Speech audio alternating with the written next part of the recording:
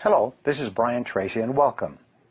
This program that you're about to hear is for ambitious people who want to get ahead faster. The ideas you're about to learn will save you years of hard work in achieving the goals that are most important to you. If I was only given 5 minutes to speak to you and I could only convey one thought that would help you to be more successful, I would tell you to write down your goals, make plans to achieve them, and work on your plans every single day. This advice, if you followed it, would be of more help to you than anything else you could ever learn. Many university graduates have told me that this simple concept has been more valuable to them than 4 years of study. This idea has changed my life and the lives of millions of other people. It will change yours as well. Let's begin with Chapter 1, Unlock Your Potential. Your ability to set goals is the master skill of success. Goals unlock your positive mind and release ideas and energy for goal attainment. Without goals, you simply drift and flow on the currents of life.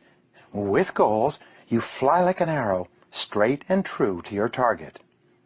The truth is that you probably have more natural potential than you could use if you lived 100 lifetimes.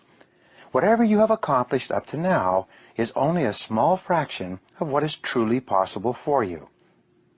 One of the rules for success is this: it doesn't matter where you're coming from.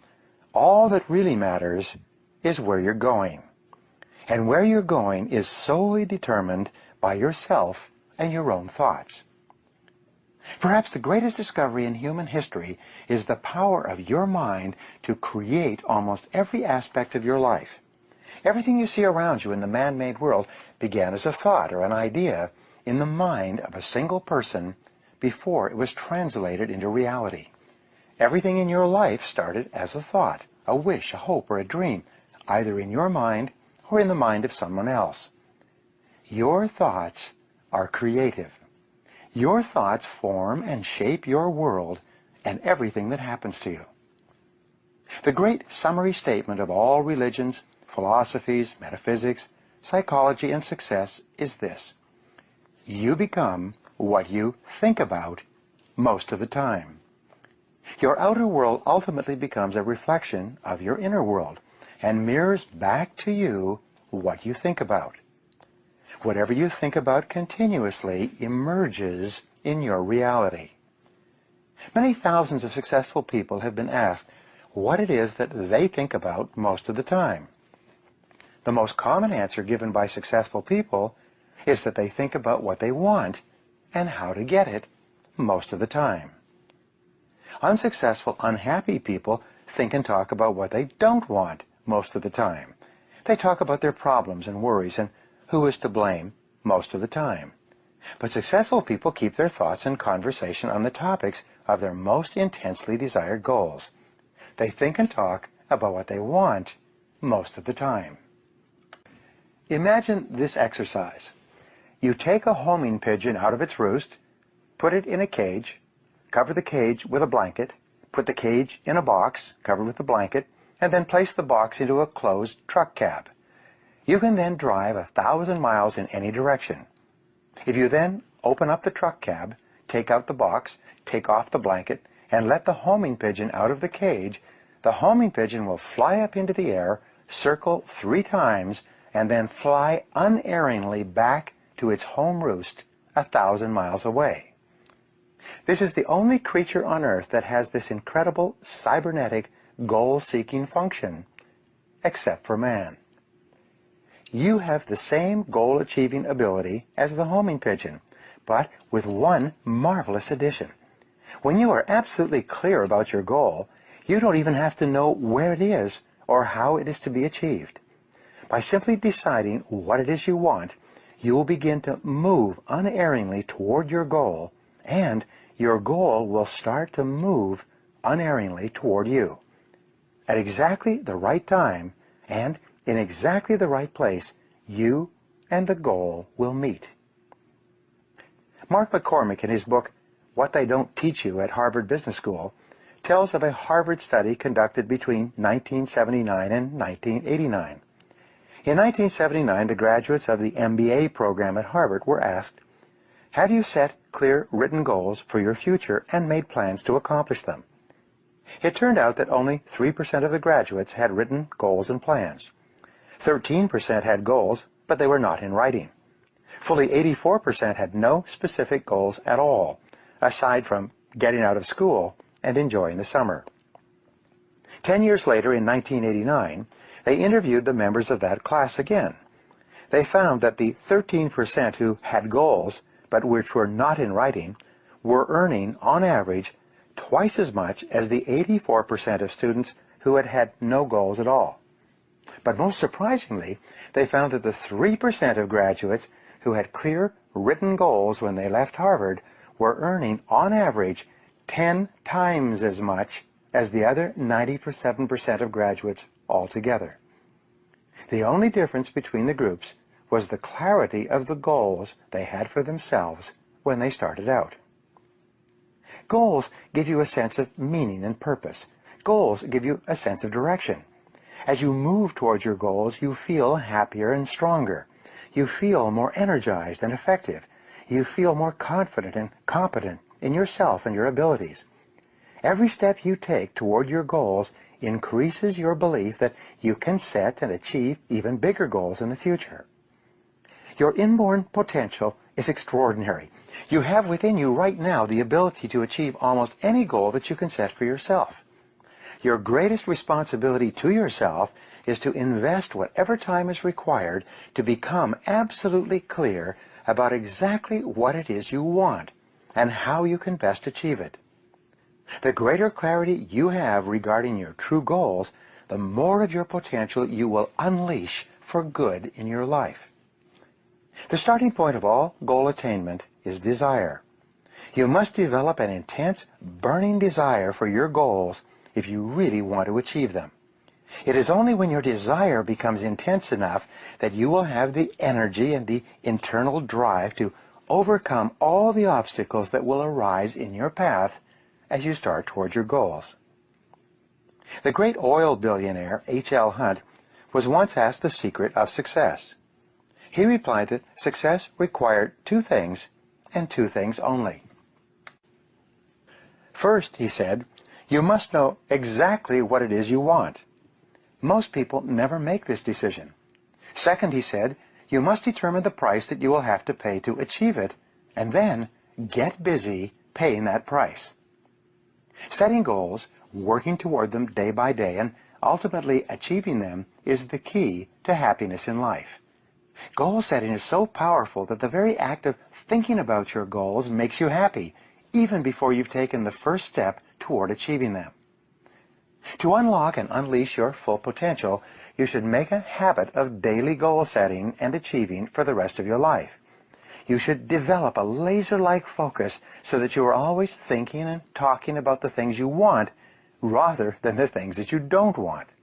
You must resolve from this moment on to be a goal-seeking organism, like a guided missile or a homing pigeon, moving unerringly toward the things that are important to you.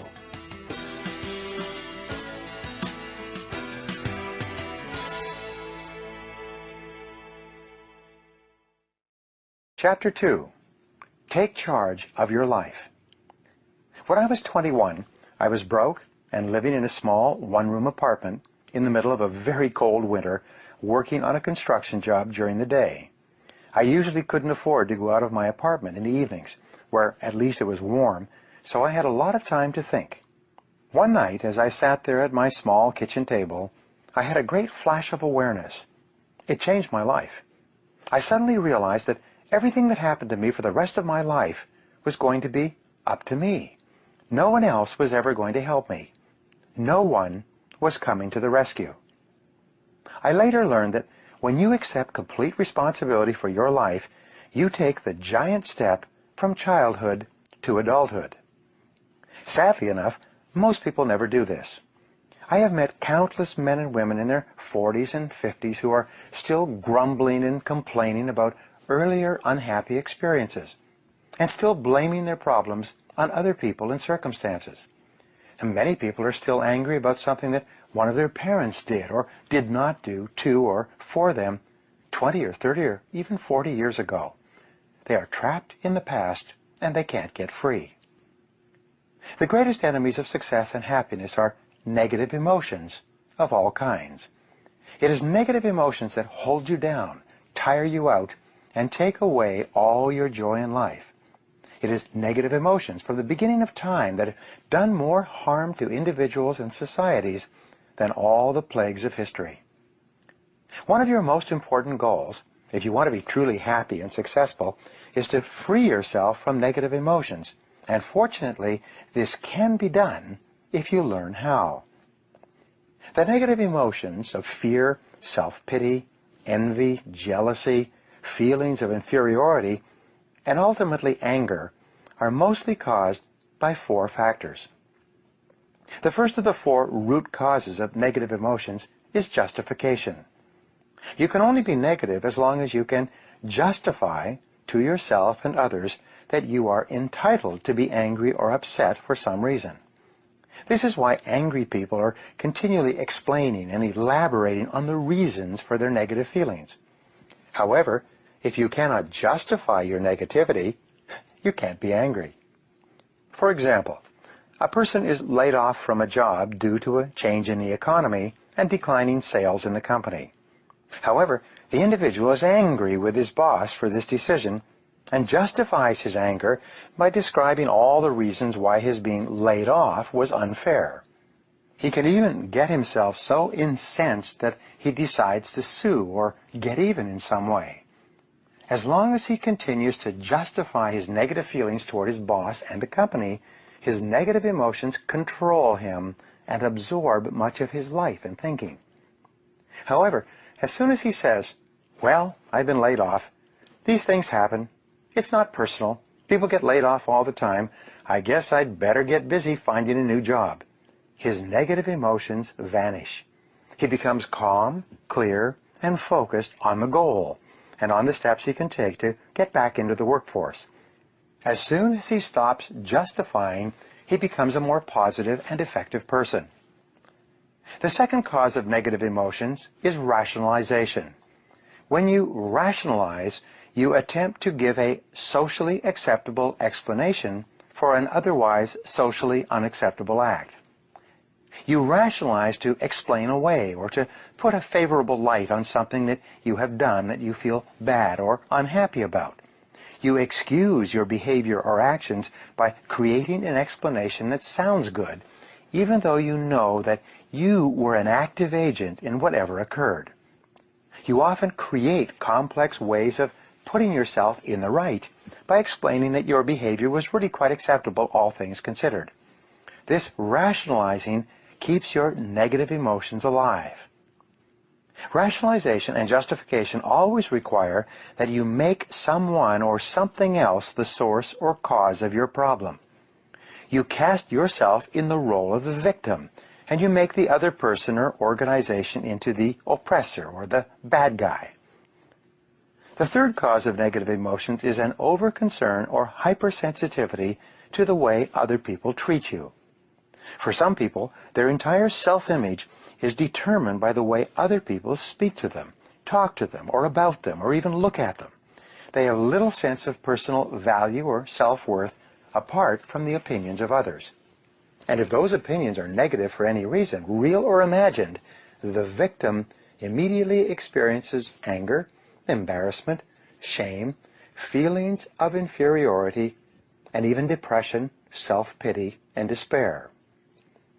The fourth cause of negative emotions, and the worst of all, is blaming. When I draw the negative emotions tree in my seminars, I illustrate the trunk of the tree as the propensity to blame other people for our problems. Once you cut down the trunk of the tree, all the fruits of the tree, all the other negative emotions, die immediately. From this point forward, see and think about yourself as the master of your own fate. See yourself as completely in charge of your own life. Refuse to whine and complain about things that happened in the past, which cannot be changed. Instead, orient yourself toward the future and think of what you want and where you're going. Above all, think about your goals. The very act of thinking about your goals makes you positive and purposeful again. There's a large body of psychological literature that revolves around the concept of locus of control theory. In more than 50 years of research, psychologists have determined that your personal locus of control is the determining factor of your happiness or unhappiness in life. And here's why. A person with an internal locus of control is a person who feels that he or she is in complete control of his or her life. This person feels strong, confident, and powerful. He or she is generally optimistic and positive. He or she feels terrific about him or herself and feels very much in charge of his or her destiny. On the other hand, a person with an external locus of control is a person who feels controlled by external factors, by their boss, their bills, their marriage, their childhood problems, and their current situation. They feel out of control, and as a result, they feel weak, angry, fearful, negative, hostile, and disempowered. The good news is that there's a direct relationship between the amount of responsibility you accept and the amount of control you feel. The more you say, "I am responsible," the more of an internal locus of control you develop within yourself, and the more powerful and confident you feel. There's also a direct relationship between responsibility and happiness. The more responsibility you accept, the happier you become. It seems that all three, responsibility, control, and happiness, go together.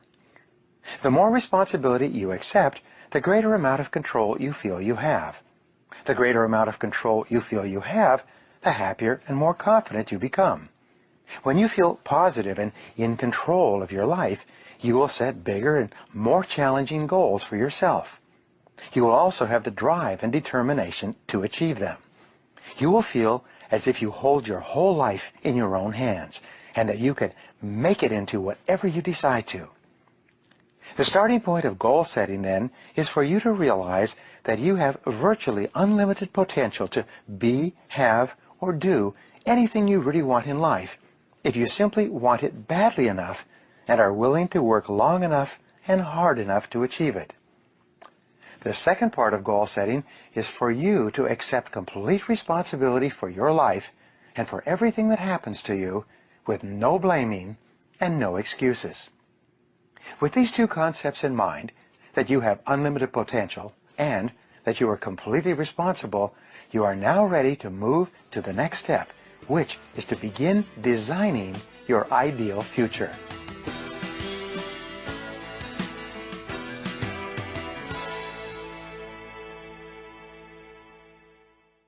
Chapter 3. Create Your Own Future. In more than 3,300 studies of leaders conducted over the years, there's a special quality that stands out, one quality that all great leaders have in common. It is the quality of vision. Leaders have vision, non-leaders do not. Earlier I said that the most important discovery in all of human history is that you become what you think about most of the time. What is it then that leaders think about most of the time? And the answer is that leaders think about the future and where they are going and what they can do to get there most of the time. We call this leadership quality future orientation. Leaders think about the future and what they want to accomplish and where they want to arrive sometime down the road. Leaders think about what they want and what can be done to achieve it. The good news is that when you begin to think about your future as well, you begin to think like a leader, and you will soon get the same results that leaders get. In personal strategic planning, you should begin with a long-term view of your life as well. You should begin by practicing idealization in everything you do. In the process of idealization, you create a 5-year fantasy for yourself and begin thinking about what your life would look like in 5 years if it were perfect in every respect. The biggest single obstacle to setting goals is self-limiting beliefs. These are areas where you believe yourself to be limited in some way. You may believe yourself to be inadequate or inferior in areas such as intelligence, ability, talent, creativity, personality, or something else. As a result, you sell yourself short. By underestimating yourself, you set either no goals or low goals that are far below what you are truly capable of accomplishing. By combining idealization and future orientation, you cancel or neutralize this process of self-limitation. You imagine for the moment that you have no limitations at all. You imagine that you have all the time, talents, and abilities you could ever require to achieve any goal you could set for yourself. No matter where you are in life, you imagine that you have all the friends, contacts, and relationships you need to open every door and achieve anything you could really want. You imagine that you have no limitations whatsoever on what you could be, have, or do in the pursuit of the goals that are really important to you. When you practice idealization and future orientation, you make no compromises with your dreams and visions for yourself and your future. You don't settle for smaller goals or half successes. Instead, you dream big dreams and project yourself forward mentally as though you are one of the most powerful people in the universe. You create your perfect future. You decide what you really want before you come back to the present moment and deal with what is possible for you within your current situation. So, start with your business and career. Imagine that your work life was perfect 5 years from now. Answer these questions. Number 1, what would it look like? Number 2, if your work life were perfect, what would you be doing? Number 3, where would you be doing it? Number 4, who would you be working with? What level of responsibility would you have? 5, if you were at the top of your field, what kind of skills and abilities would you have? Number 6, what kind of goals would you be accomplishing? And number 7, what level of status would you have in your field if your career was perfect sometime in the future? When you answer these questions, imagine that you have no limits. Imagine that everything is possible for you. Imagine that you have a magic slate. That means you can write down anything you want. You can erase anything that may have happened in the past and create whatever picture you desire for your future. You can clean the slate at any time and start over. You have no limits. When you fantasize and imagine your perfect future, the only question you ask is, how? This is the most powerful question of all. Asking the word how repeatedly stimulates your creativity and triggers ideas to help you accomplish your goals. Unsuccessful people always wonder whether or not a particular goal is possible. High achievers, on the other hand, only ask the question, how? They then set to work to find ways to make their visions and goals into realities. When you have clear, exciting goals and ideals, you will feel happier about yourself and your world. You'll be more positive and optimistic. You'll be more cheerful and enthusiastic. You will feel internally motivated to get up and get going every morning, because every step you're taking will be moving you in the direction of something that is important to you. Resolve to think about your ideal future most of the time. Remember, the very best days of your life lie ahead. The happiest moments you will ever experience are still to come. The highest income you will ever earn is going to materialize in the months and years ahead. The future is going to be better than anything that may have happened in your past. There are no limits. The clearer you can be about your long-term future, the more rapidly you will attract people and circumstances into your life to help make that future a reality. The greater clarity you have about who you are and what you want, the more you will achieve, and the faster you will achieve it in every area of your life.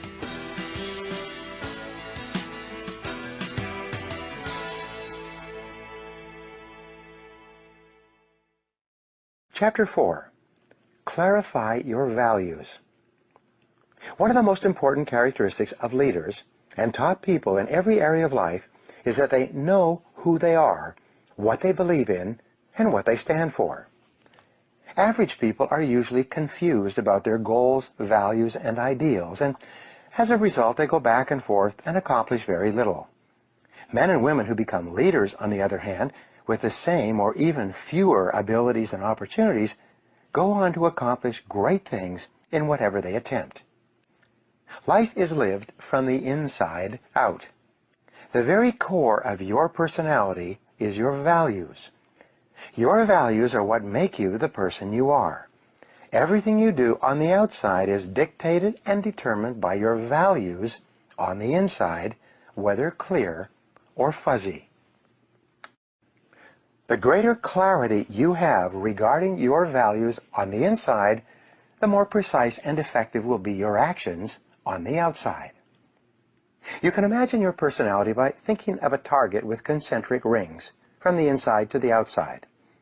Your personality is also made up of 5 rings starting from the center, your values, and radiating outward to the next circle, which is your beliefs. You see, your values determine your beliefs about yourself and the world around you. If you have positive values, such as love, compassion, and generosity, you will believe that people in your world are deserving of these values, and you will treat them accordingly. Your beliefs, in turn, determine the 3rd ring of your personality, your expectations. If you have positive values, you will believe yourself to be a good person. If you believe yourself to be a good person, you will expect good things to happen to you. If you expect good things to happen to you, you will be more positive, cheerful, and future-oriented. You will look for the good in other people and other situations. And surprise, surprise, your expectations will become your realities. The 4th level of your personality, determined by your expectations, is your attitude. Your attitude will be an outward manifestation or reflection of your values, beliefs, and expectations. For example, if your value is that this is a good world to live in, and your belief is that you're going to be very successful in life, you will expect that everything that happens to you is helping you in some way. As a result, you will have a positive mental attitude toward other people, and they will respond positively toward you. You will be a more cheerful and optimistic person. You will be someone that others want to work with and for, and buy from and sell to, and generally help to be more successful. This is why a positive mental attitude seems to go hand in hand with great success in every walk of life. The 5th ring or level of your life is your actions. Your actions on the outside will ultimately be a reflection of your innermost values, beliefs, and expectations on the inside. This is why what you achieve in life and work will be determined more by what is going on inside of you than by any other factor. You can tell how a person thinks most of the time by looking at the conditions of their outer lives. A positive, optimistic, goal and future-oriented person on the inside will enjoy a happy, successful, and prosperous life on the outside most of the time. You are the very happiest when what you are doing on the outside is congruent with your values on the inside. When you are living in complete alignment with what you consider to be good and right and true, you will automatically feel happy and positive about yourself and your world. Your goals must be congruent with your values, and your values must be congruent with your goals. This is why clarifying your values is often the starting point to high achievement and peak performance. Values clarification requires that you think through what is really important to you in life. You then organize your entire life around these values. Any attempt to live on the outside in a manner that contradicts the values you hold on the inside will cause you stress, negativity, unhappiness, pessimism, and even anger and frustration. So therefore, your chief responsibility to yourself in the creation of a great life is for you to develop absolute clarity about your values in everything you do. Living in alignment with your true values is the royal road to self-confidence, self-respect, and personal pride. In fact, almost every human problem can be resolved by returning to values. Whenever you experience stress of any kind, look into yourself and ask, in what way am I compromising my innermost values in this situation? There are some insightful ways to help you to determine your true values. First of all, you can look at your past. How have you behaved under pressure in the past? What choices did you make with your time or money when you were forced to choose? Your answers will give you an indication of your predominant values at that time. Dale Carnegie once wrote, "Tell me what gives a person his greatest feeling of importance, and I will tell you his entire philosophy of life." What makes you feel important? What raises your self-esteem? What increases your sense of self-respect and personal pride? What have you accomplished in your past life that has given you the greatest sense of pride and satisfaction? These answers will give you good indications of your true values. The spiritual teacher Emmett Fox once wrote about the importance of discovering your heart's desire. What is your heart's desire? What is it that deep down in your heart, more than anything else, you would like to be, have, or do in life? As a friend of mine asked, what do you want to be famous for? What words would you like people to use to describe you when you are not there? What would you like people to say about you when you have passed on? What would you like someone to say about you at your funeral? How do you want your family, friends, and children to remember you? How would you want them to talk about you after you had left this earth? How would you like people to talk to them about you today? What kind of reputation do you have right now? What kind of a reputation would you like to have sometime in the future? And what would you have to begin doing today in order to create the kind of reputation that you desire? Remember, it doesn't matter where you're coming from. All that really matters is where you're going. If you were an outstanding person in every respect, how would you behave toward others? What sort of impression would you leave on others after you had met them and spoken with them? Imagine you could be a completely excellent person. How would you be different from today? In psychology, your level of self-esteem determines your level of happiness. Self-esteem is defined as how much you like yourself. Your self-esteem, in turn, is determined by your self-image. This is the way you see yourself and think about yourself in your day-to-day interactions with others. Your self-image is shaped by your self-ideal. Your self-ideal is made up of the virtues, values, goals, hopes, dreams, and aspirations that you have for yourself sometime in the future. Here is what psychologists have discovered. The more your behavior in the moment is consistent with what you feel your ideal behavior should be, the more you like and respect yourself, and the happier you are. Your aim should be to deliberately and systematically create the circumstances that raise your self-esteem in everything you do. You should live your life as though you are already the outstanding person that you intend to be sometime in the future. What are your values today with regard to your work and your career? Do you believe in the values of integrity, hard work, dependability, creativity, cooperation, initiative, ambition, and getting along well with other people? People who live these values in their work are vastly more successful and more highly esteemed than people who do not. What are your values with regard to your family? Do you believe in the importance of unconditional love, continuous encouragement and reinforcement, patience, forgiveness, generosity, warmth, and attentiveness? People who practice these values consistently with the important people in their lives are much happier than people who do not. What are your values with regard to money and financial success? Do you believe in the importance of honesty, industry, thrift, frugality, education, excellent performance, quality, persistence? People who practice these values are far more successful in their financial lives than those who do not, and they're far more successful far faster as well. What about your health? Do you believe in the importance of self-discipline, self-mastery, and self-control with regard to diet, exercise, and rest? Do you set high standards for your levels of health and fitness and then work every day to live up to those standards? People who practice these values live longer, healthier lives than people who do not. Perhaps the most important value of all is that of integrity. A billionaire once said to me, "Integrity is not so much a value in itself," he said, "it is rather the value that guarantees all the other values." Wow, this was a great insight for me.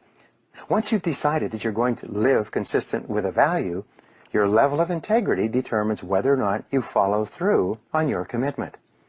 The more you discipline yourself to live consistent with the very best you know, the greater is your level of personal integrity. And the higher your level of integrity, the happier and more powerful you will feel in everything you do. Truly great men and women are always described as having high levels of integrity. They live their lives consistent with their highest values, even when no one is looking. Mediocre men and women, on the other hand, are always cutting corners and compromising their integrity, especially when no one is watching. Decide today to be a man or woman of honor. Resolve to tell the truth and to live in truth with yourself and other people. Crystallize your values in each area of your life. Write them down. Think of how you would behave if you were living consistent with those values, and then refuse to compromise them for any reason. Once you accept complete responsibility for your life and for everything that happens to you, and then create an ideal picture of your perfect future and clarify your values, you are now ready to begin setting clear, specific goals in every area of your life.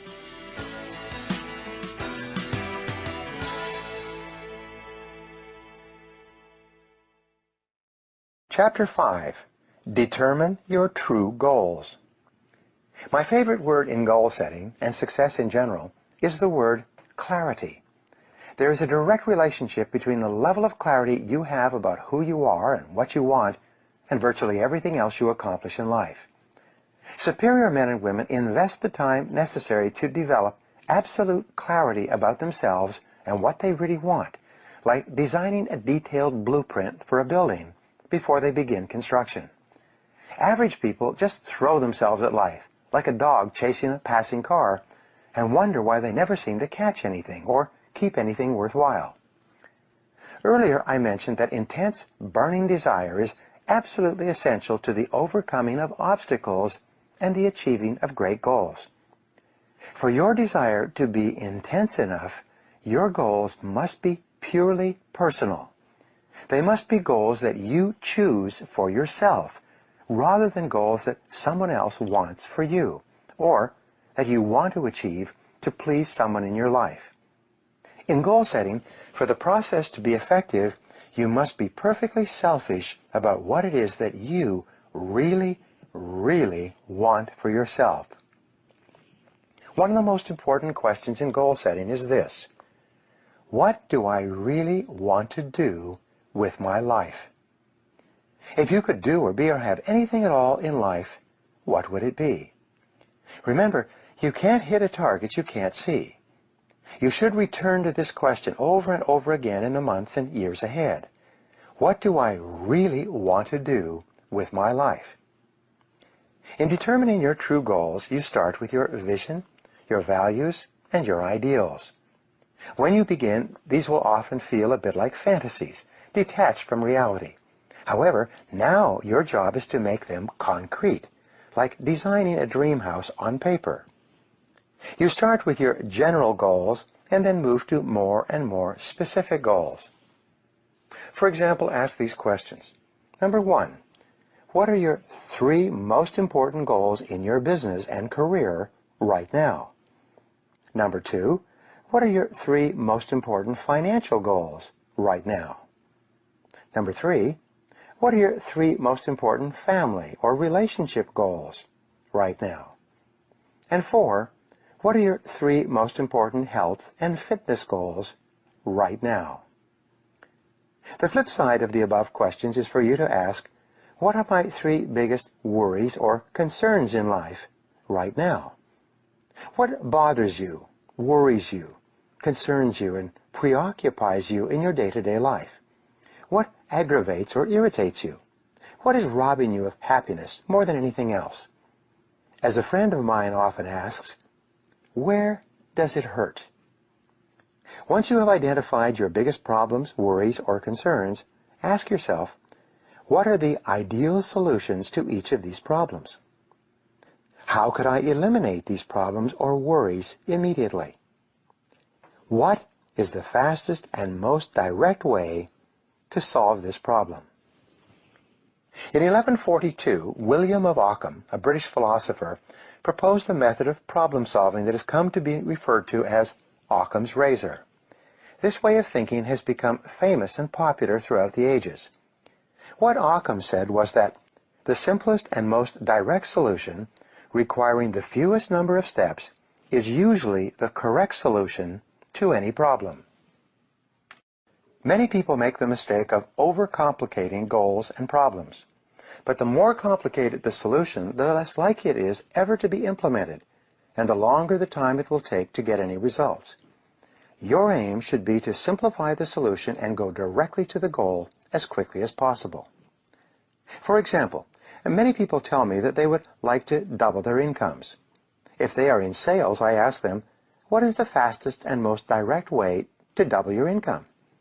After they have come up with a series of suggestions, I give them what I consider to be the best answer. Double the amount of time that you spend face-to-face with qualified prospects. The most direct way to increase your sales has always been the same. Spend more time with better prospects.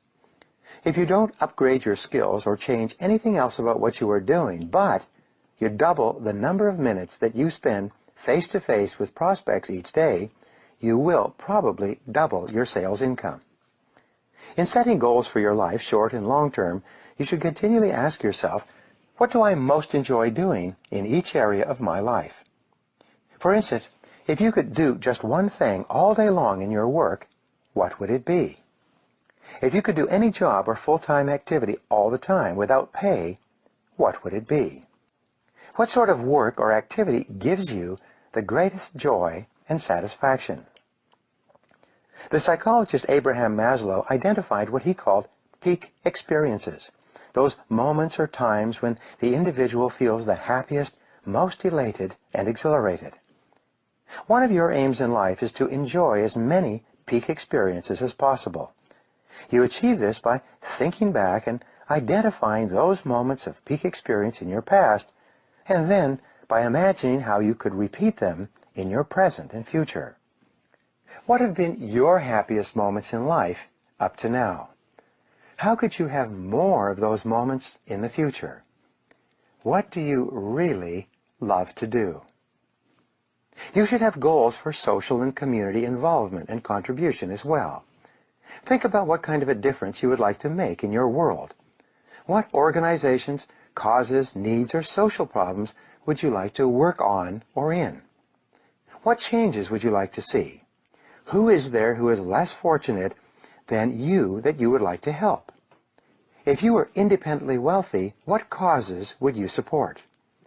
Most of all, what could you do today to begin making a difference in your world? Don't wait until some future date when everything will be ideal. Instead, start today in some way. One of the most important areas of goal setting is your financial life. If you could earn and accumulate all the money you need, you could probably achieve most of your non-financial goals faster and easier than you can today. So, if your life were ideal, how much money would you like to earn each month and each year? How much would you like to save and invest each month and each year? How much would you like to be worth sometime in the future? What sort of estate would you like to accumulate by the time you retire, and when would you like that to be? Most people are hopelessly confused about their financial goals, but when you become absolutely clear about them for yourself, your ability to achieve them increases dramatically. When you are absolutely clear about what you want, you can then think about your goals most of the time, and the more you think about them, the faster they will materialize in your life. The process of asking yourself questions about your goals in each part of your life begins to clarify your thinking and make you a more focused and better defined person.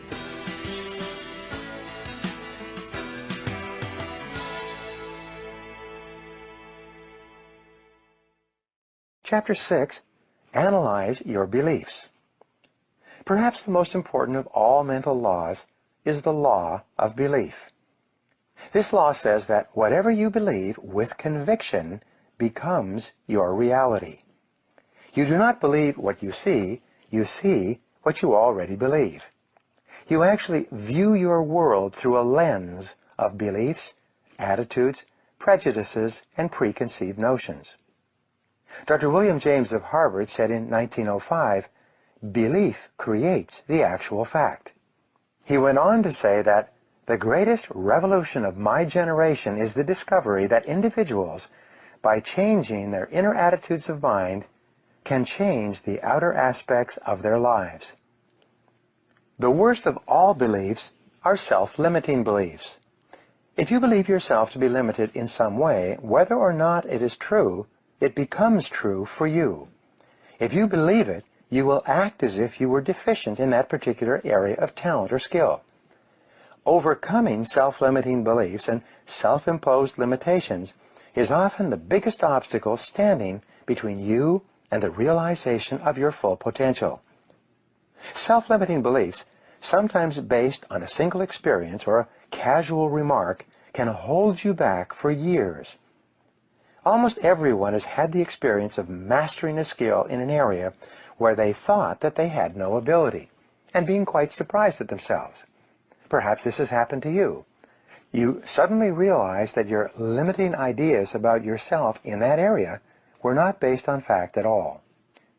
Many people, because of their negative beliefs, most of which are erroneous, falsely consider themselves to be limited in intelligence, talent, capability, creativity, or skill of some kind. In virtually every case, however, these beliefs are false. The fact is that you have more potential than you could ever use in your entire lifetime. The good news about beliefs is that all beliefs are learned. They can therefore be unlearned, especially if they're not helpful. The starting point of unlocking more of your potential is for you to identify your self-limiting beliefs and then ask, what if they were not true at all? What if you were possessed of an extraordinary ability in an area where you didn't think you were very good at all, such as selling, entrepreneurship, public speaking, or money-making? Imagine that there was a belief store, very much like a computer software store, that you could visit and purchase a belief to program into your subconscious mind. If you could choose any set of beliefs at all, which beliefs would be the most helpful to you? Here is my suggestion. Select this belief: I am destined to be a big success in life. If you absolutely believe that you are destined to be a big success, you will walk, talk, and act as if everything that happens to you in life is part of a great plan to make you successful. And as it happens, this is how the top people think in every field. Top people look for the good in every situation. They know that it is always there. No matter how many reversals and setbacks they experience, they expect to get something good out of everything that happens to them. They believe that every setback is part of a great plan that is moving them inexorably toward achieving the great success that is inevitable for them. If your beliefs are positive enough, you will seek the valuable lesson in every setback or difficulty. You will confidently believe that there are many things that you have to learn on the road to achieving and keeping your ultimate success. You therefore look upon every problem as a learning experience. Emmett Fox, the spiritual teacher I mentioned before, once said that your main job in life is to create the mental equivalent within yourself of what you want to realize and enjoy in your outer world. Your focus must be on creating the beliefs within yourself that are consistent with the great success you want to be in your outer world. You achieve this by challenging your self-limiting beliefs, by rejecting them and then acting as if they did not exist. You reinforce the development of new life-enhancing beliefs by increasing your knowledge and skills in your field to the point where you feel equal to any demand or challenge. You accelerate the development of new positive beliefs by setting bigger and more exciting goals in every area. Finally, you act continually as if you are already the person that you desire to be. Your aim is to reprogram your subconscious mind for success by creating the mental equivalent in everything you do or say. Your beliefs are always manifested in your words and actions. Make sure that everything you say and do from now on is consistent with the beliefs that you want to have and the person that you want to become. In time, you will replace more and more of your self-limiting beliefs with life-enhancing beliefs. Over time, you will completely reprogram yourself for success. When this occurs, the transformation that takes place in your outer life will amaze you and all the people around you.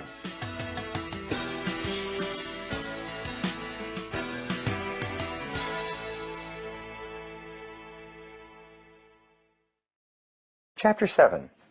Start at the beginning. Imagine that you were going to take a long trip across the country. The first thing you would do would be to choose your destination and then get a road map to determine the very best way to get there. Each day before you started out, you would locate yourself on a map relative to where you are and where you plan to go in the hours ahead. Life is very much the same.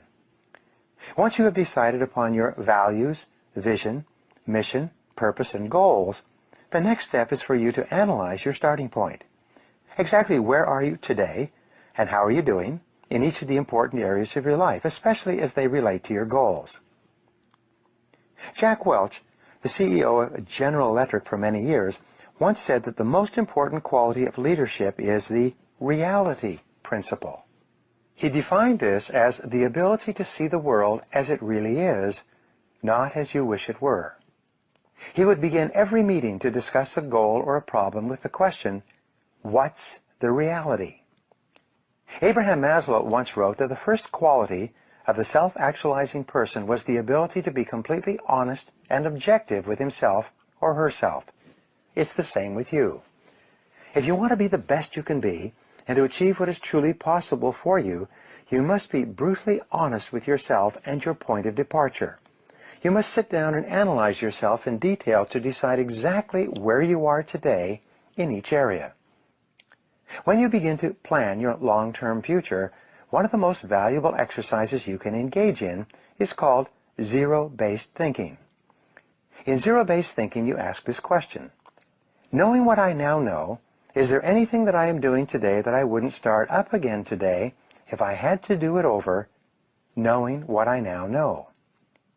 No matter who you are or what you are doing, there are certain things in your life that, knowing what you now know, you wouldn't get into again today if you had them to do over. It's difficult, if not impossible, for you to make progress in your life if you allow yourself to be held back by decisions that you have made in the past. If there is something in your life that you wouldn't get into again today, your next question is, how do I get out, and how fast? Apply zero-based thinking to the people in your life, both business and personal. Is there any relationship in your life that, knowing what you now know, you wouldn't get into? Is there any person that you have hired, assigned, or promoted that, knowing what you now know, you wouldn't hire back again today? Is there any person that you are working with or for that, knowing what you now know, you wouldn't get involved with again today? Be perfectly honest with yourself when you ask and answer these questions. Examine every aspect of your work life and career. Is there any job that you have taken on that, knowing what you now know, you wouldn't get into? Is there any part of your business or work that, knowing what you now know, you wouldn't start up again? Is there any activity, process, product, service, or expenditure in your business that, knowing what you now know, you wouldn't embark upon again today if you had to do it over? After people and work considerations, look at your investments. Is there any investment of time, money, or emotion that, knowing what you now know, you wouldn't get into again today if you had to do it over? If the answer is no, how do you get out, and how fast? Fully 70% of the decisions that you make will turn out to be wrong in the fullness of time. When you made the decision or commitment, it was probably a good idea, based on the circumstances and knowledge of the moment. But now, the situation may have changed, and it is time to zero-base it, based on the way things are today. You can usually tell if you are in a zero-based thinking situation because of the stress that it causes. Whenever you are involved in something that, knowing what you now know, you wouldn't get into, you experience ongoing stress, aggravation, irritation, and anger. Sometimes people spend an enormous amount of time trying to make a business or personal relationship succeed. But if you zero-base this relationship, the correct solution is often to get out of the relationship altogether. The only real question is whether or not you have the courage to admit that you were wrong and then take the necessary steps to correct the situation. When you embark on the achievement of any great goal, you should imagine that at any time you could start your career over again. Never allow yourself to feel locked in or trapped by a particular decision from the past. Keep focused on the future. Many people today are walking away from their educations, their businesses, their industries, and their years of experience and getting into something completely new and different. They are honest enough to recognize that there is a limited future in the direction they are going, and they are determined to get into something where the future possibilities are far greater. You must do the same. In doing a baseline assessment of yourself and your life, you must face the facts, whatever they are. As Harold Janine of ITT once said, facts don't lie. Seek out the real facts, not the obvious facts, the apparent facts, the hoped-for facts, or the wished-for facts. The true facts are what you need to make good decisions. Take a hard look at your current company and industry. Take a hard look at your current job situation. Take a hard look at your market relative to your competitors. In reinventing yourself, stand back and think about starting your career over again today, knowing what you now know. Imagine that your job and your industry disappeared overnight. Imagine that you had to make brand new career choices. If you were starting over again today, with your special combination of talents and skills, what would you choose to do that is different from what you are doing now? In mentally starting over, as though you were beginning your career anew, look deeply into yourself as well. What good habits do you have that are helping you and moving you toward your goals? What bad habits have you developed that may be holding you back? What are your very best qualities of character and personality? What are your weakest qualities? What new habits and qualities do you need to develop to get the very most out of yourself, and what is your plan to begin developing them?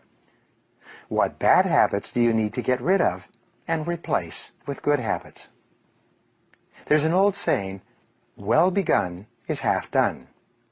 Doctors say, accurate diagnosis is half the cure. Taking the time to honestly evaluate each part of your situation before you launch toward your goal will save you months and even years on your journey. In many cases, it will force you to reevaluate your goals in the light of superior analysis and knowledge. It will dramatically improve the speed at which you achieve your goals once you get going.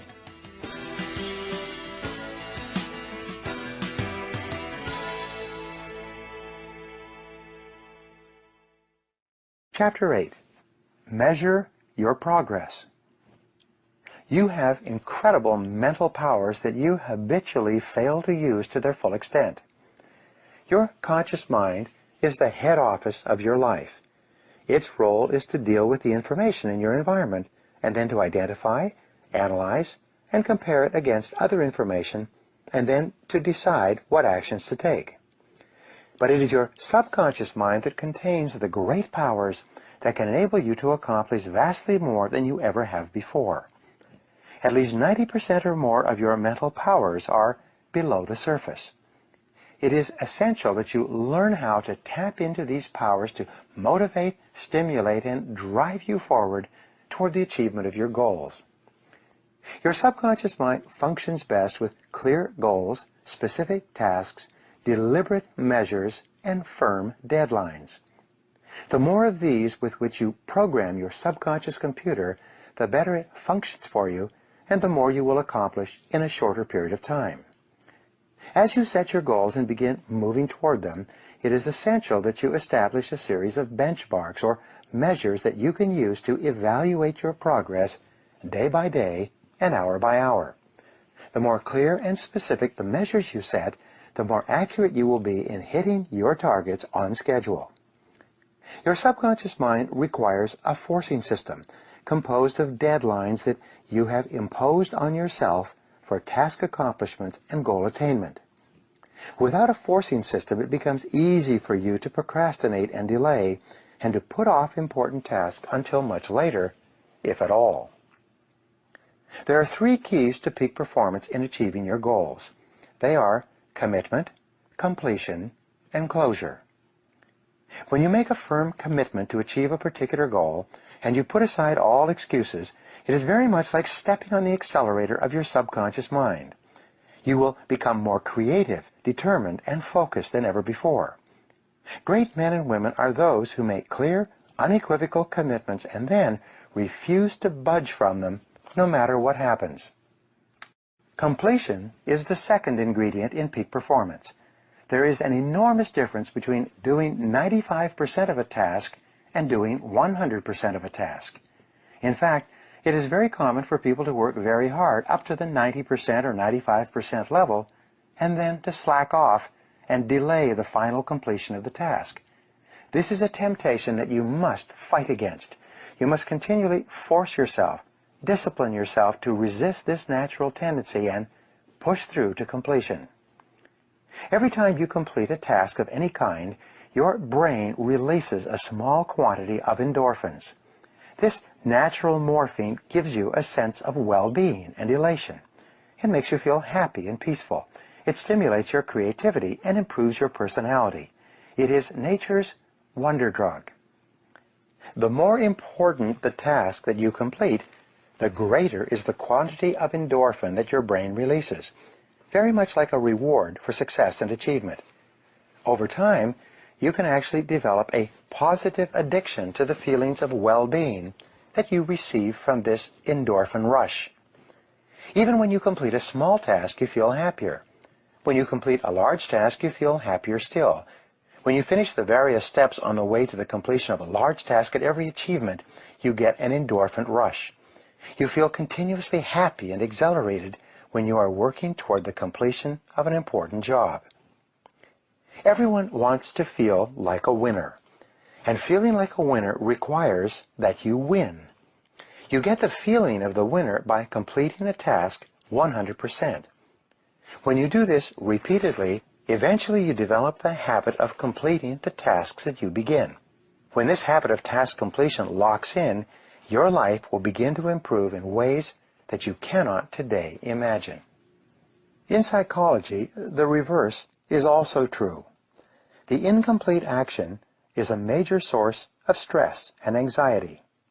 In fact, much of the unhappiness that people experience is because they have not been able to discipline themselves to follow through and complete an important task or responsibility. If you've ever had a major assignment that you have been putting off, you know what I'm referring to. The longer you wait to get started on an assignment, and the closer the deadline approaches, the greater stress you experience. It can start to keep you up at night and affect your personality. But when you finally launch into the task and push it through to completion, you feel a great sense of relief and well-being. The third C, after commitment and completion, is closure. This is the difference between an open loop and a closed loop. Bringing closure to an issue in your personal or business life is absolutely essential for you to feel happy and in control of your situation. Lack of closure, unfinished business, and incomplete action of any kind are all major sources of stress, dissatisfaction, and even failure in business. They consume enormous amounts of physical and emotional energy. Perhaps the most important ability in the world of work is dependability.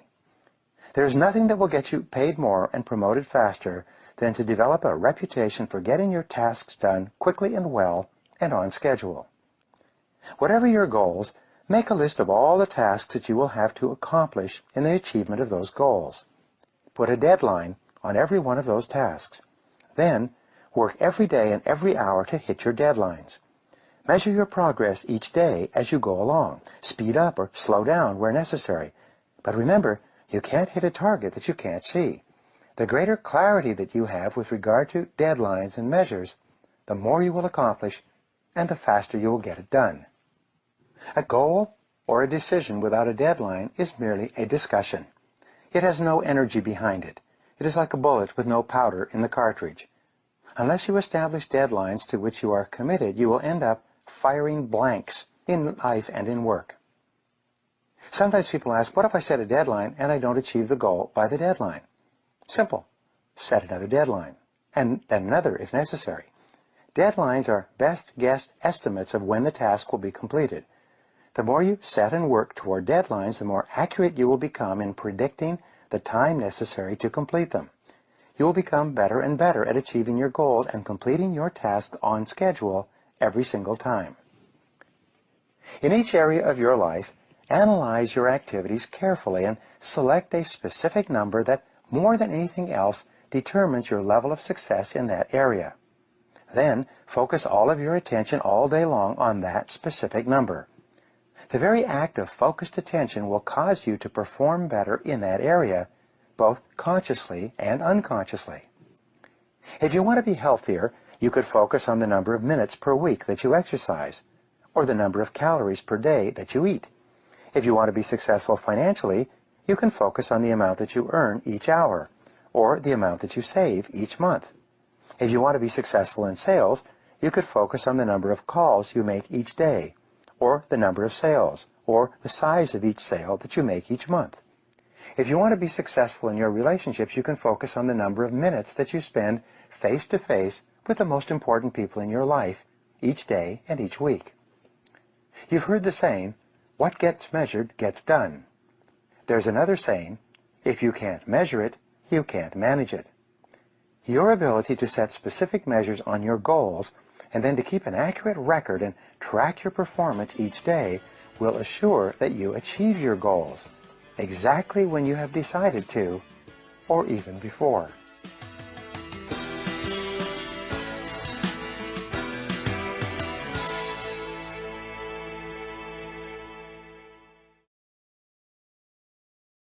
Chapter 9. Remove the roadblocks. How many times do you think that people try to achieve their new goals before they give up? Well, the average is less than one time. Most people give up before they even make the first try. And the reason they give up is because of all the obstacles, difficulties, problems, and roadblocks that immediately appear as soon as you decide to do something that you've never done before. The fact is that successful people fail far more often than unsuccessful people. Successful people try more things, fall down, pick themselves up, and try again over and over again before they win through. Unsuccessful people try a few things, if they try at all, and very soon quit and go back to what they were doing before. You should expect to fail and fall short many times before you achieve your goals. You should look upon failure and temporary defeat as a part of the price that you pay on your road to the success that you will inevitably achieve. As Henry Ford once said, failure is merely an opportunity to more intelligently begin again. Once you have decided upon your goal, ask yourself, why am I not there already? What is holding you back? Why haven't you achieved that goal up to now? Identify all the obstacles that stand between you and your goal. Write down every single thing that you can think of that might be blocking you or slowing you down from moving ahead. Remember, you become what you think about most of the time. In the area of problems and difficulties, successful people have a particular way of thinking that we call solution orientation. Successful people think about solutions most of the time. Unsuccessful people think about problems and difficulties most of the time. Solution-oriented people are constantly looking for ways to get over, around, and past the obstacles that stand in their ways.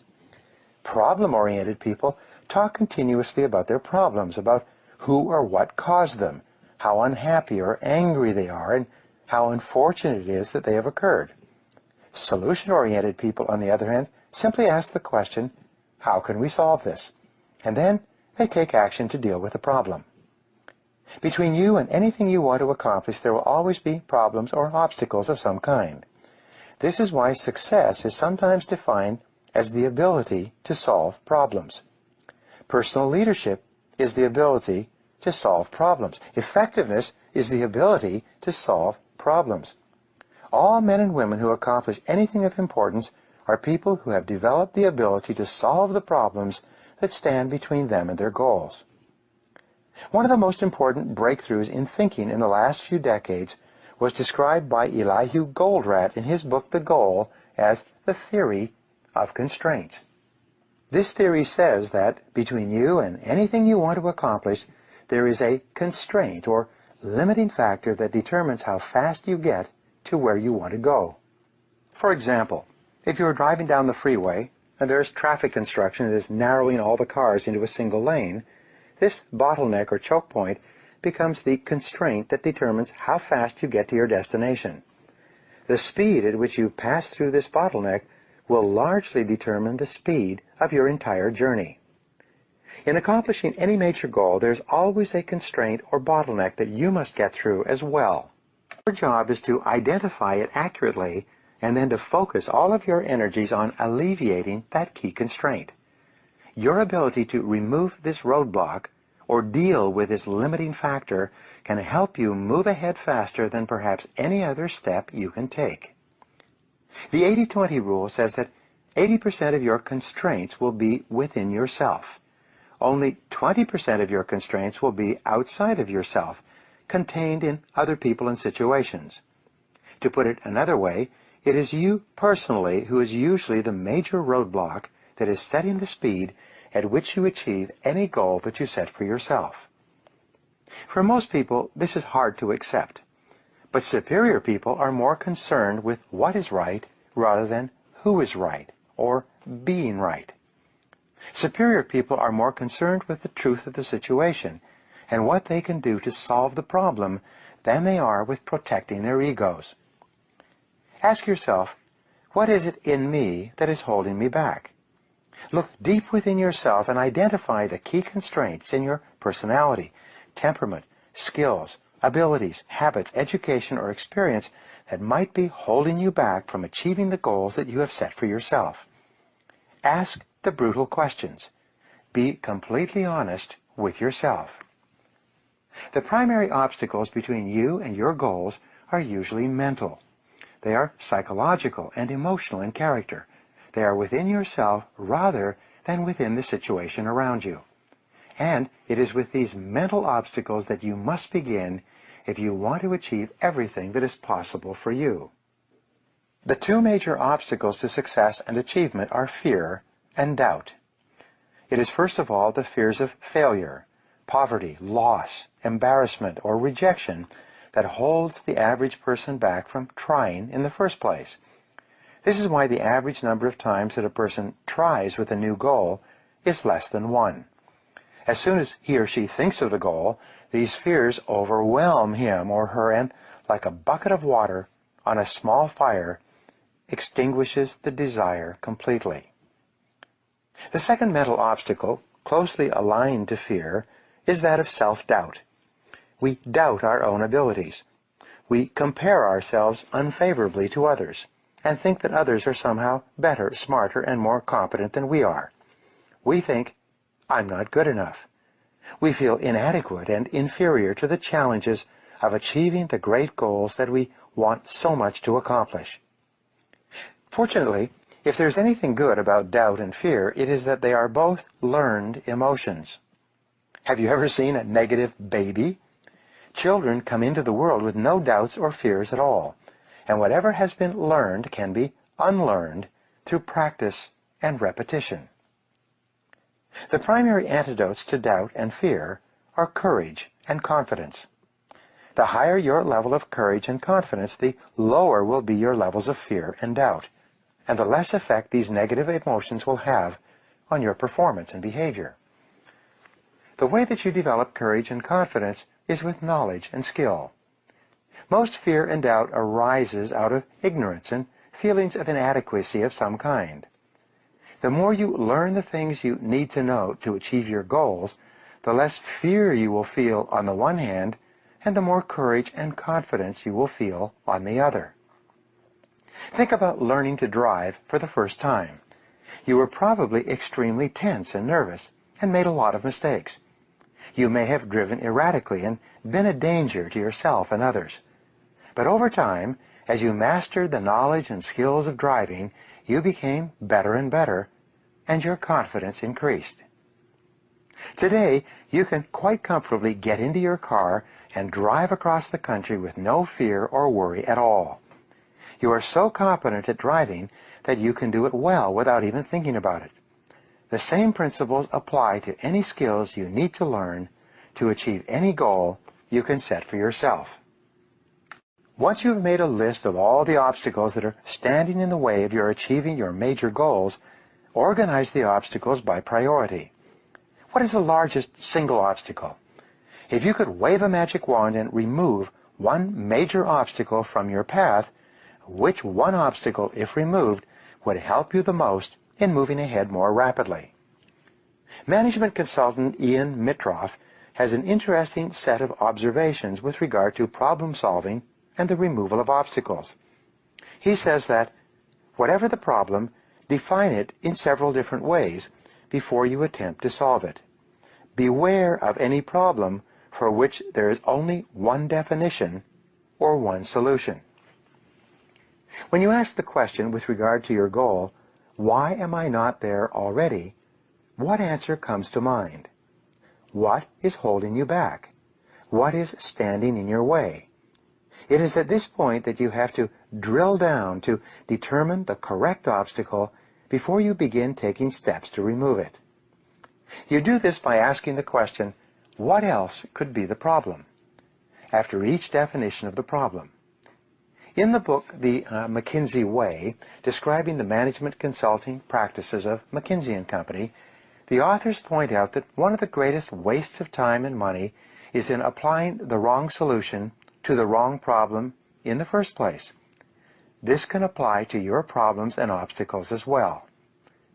By identifying the constraints or reasons that you are not achieving your personal income goals, each definition leads to a different set of solutions. They require that you think in different ways. In your personal life, it's the same.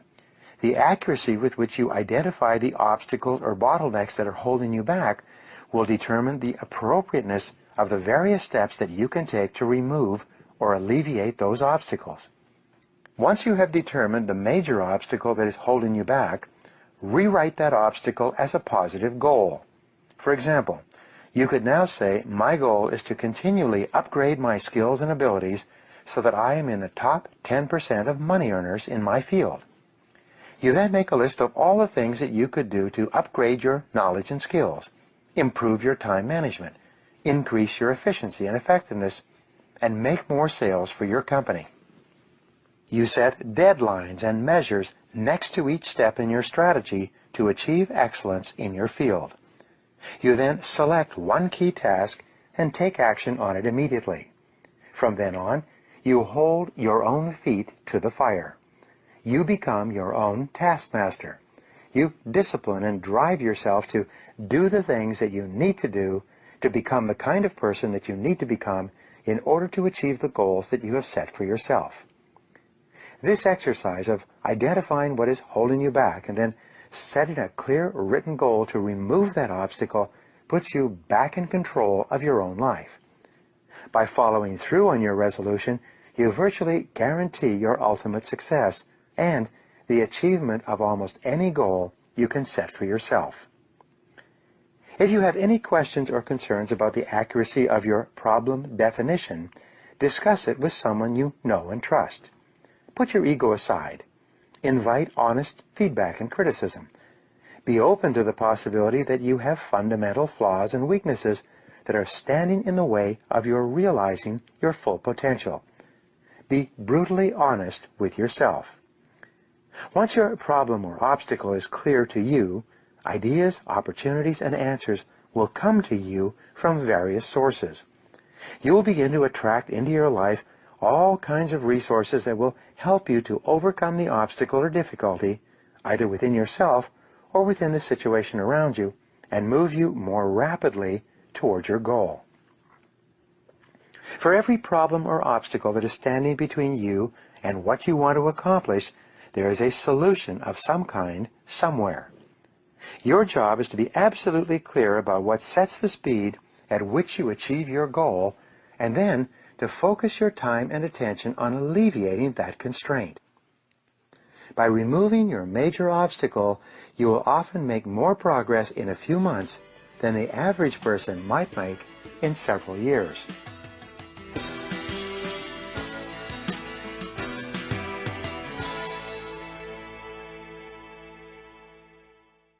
Chapter 10.